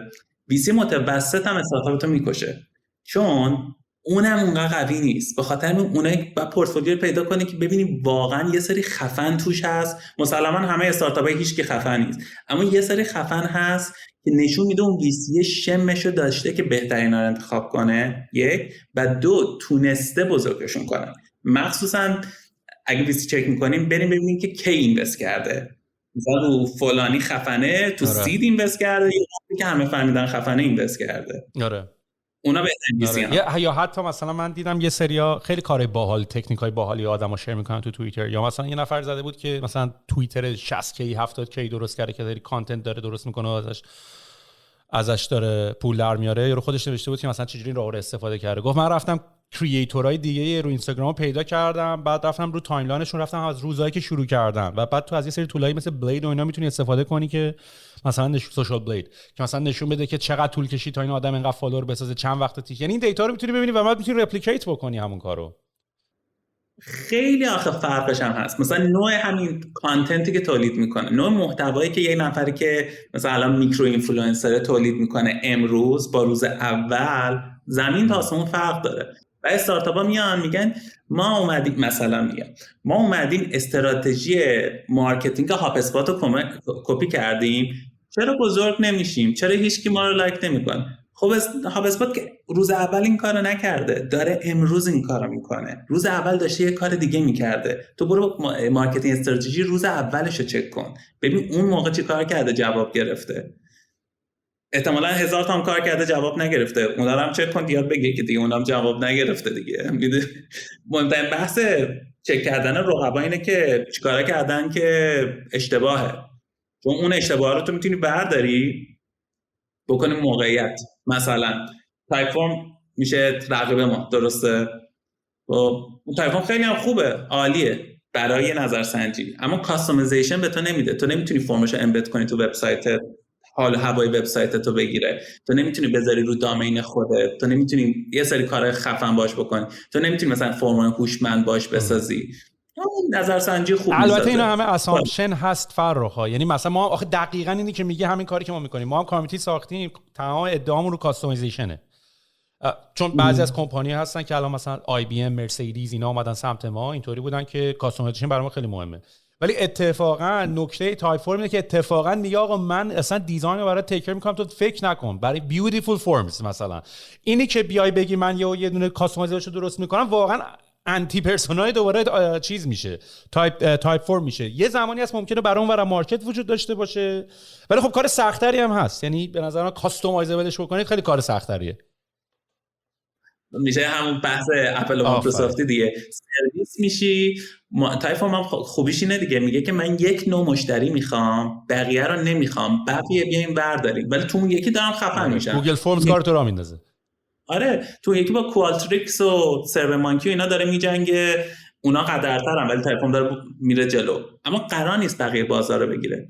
ولی جا برای همه هست، یعنی تو میتونی یک دونه آی سی پی خاص خودت داشته باشی، یه مشتری خاص خودت چی بکنی، تمرکز کنی. کاستومایزیشن این بدبختی رو داره، خودم قبول دارم، چون آخر سرش هم میشه که چرا خوشگل نیست، آره چرا در نمیاد، آخرام چرن میکنه یارو. آره خودش کرده ولی آخه اون کوالیفای نیست کاستومایز بکنه، مگر اینکه مثل pitch.com کاستومایزیشن با گاردریل از این حد دیگه بیرون دیگه خراب نمیتونی بکنی هیچ رقم که اینم دیگه واقعا کار عجیب غریبیه. یه چیز دیگه هم که مهمه اکوسیستم هم هست. یعنی مثلا یه زمانی مثل مایکروسافت دیستریبیوشن، بازی دیستریبیوشن، یعنی یه زمانی خب تو مثلا اگه سویت آف چند تا تول باشی، یا مثلا کاری که با اسلکش کرد دیگه، یعنی مایکروسافت تیمز اسلک داشت مارکت رو میترکون یهو اومد تیمز رو کرد تو سویت مایکروسافت 360، یهو اصلا اسلک دود شد. یعنی یه زمانی هست که ممکنه بگه طول من خیلی بهتره، ولی دیگه یارو چون به خاطر پرایسینگش، به خاطر سیت منیجمنت ادمیناش و اینا، دیگه وقتی داره از همه این سویت استفاده میکنه، حالا فرم بیلدرم دارم دیگه نمیرم یه طول فرم بیلدر جدید ساین اپ بکنم. بازی به این سادگی ها نیست، پیچیده است و ان شاءالله که موفق بشیم هممون. آره نمیتونی توقع داشته باشه که اون قول بازار بگه که باشه من دیگه هیچ کاری نمیکنم. این قول بازاره، تمام زحمتشو میکشه که بازار رو نگه داره. اما دیدیم که چطور بازار رو گرفتن، همینطور که خود حالا همین مثال اسلک هم تونست بازار رو بگیره. حتی هم امروز که تیمز بزرگتر از اسلک شده، اما اسلک آخر سر چقدر 26 میلیون سیلز فورس خریدش. ولی سیلزفورس به نظر من نمیفروخت اگه مایکروسافت تیمز نمیرفت توی مایکروسافت، توی سویت مایکروسافت. یعنی فکر کنم مجبور شدن که اون کارو کنن، یا اتفاق خب این همون میشه که کامپتیشن خوبه دیگه. یا بارد گوگل، من مطمئنم اگه چت جی پی تی فشار روش نمیذاشت بارد نمیومد، یا حالا که بارد اومده وصل شده به اینترنت و وب براوزینگ و اینا، شاید چت جی پی تی به این زودیا پلاگیناشو رو نمیکرد. یعنی این کامپتیشن باعث میشه یه سری اتفاقای اینطوری بیفته. ولی خب از یه طرفم بازی it's a game دیگه آقا، بازی همینه دیگه، this is the game. از اون طرفم دهن ما سرویس میشه که میگیم ای بابا بازم روز خالی نداریم. دقیقاً یه روز آف باشیم گوگل بارد میاد جاتا میگیره. دقیقاً. فرخ 2 ساعت مفید با هم حال کردیم. من فکر میکنم این پادکست خیلی برای خیلی از افرادی که فکر کنم جالبیش اینه که برای همه لول‌ها، یعنی از کسی که داره به ایده فکر میکنه تا به کسی که داره ریز میکنه تا به کسی که تو پروداکت مارکت فیت تا کسی که الان سری سیه، الان برای همه میتونه یه حرفی توش باشه که اصلا کانورسیشن باز بشه و با هم دیگه صحبت بکنیم. خیلی ازت یاد گرفتم، خیلی جالب بود و باز هم که بشینیم صحبت کنیم و آپدیت بگیریم که ببینیم کجا رسیده فرمالو. حتما من خیلی بیشتر یاد گرفتم و ایشالا زودم همدیگر رو ببینیم و بیشتر صحبت کنیم. خیلی مشتی هستی. مرسی، ممنون، دمت گرم. روز خوب داشته باشی.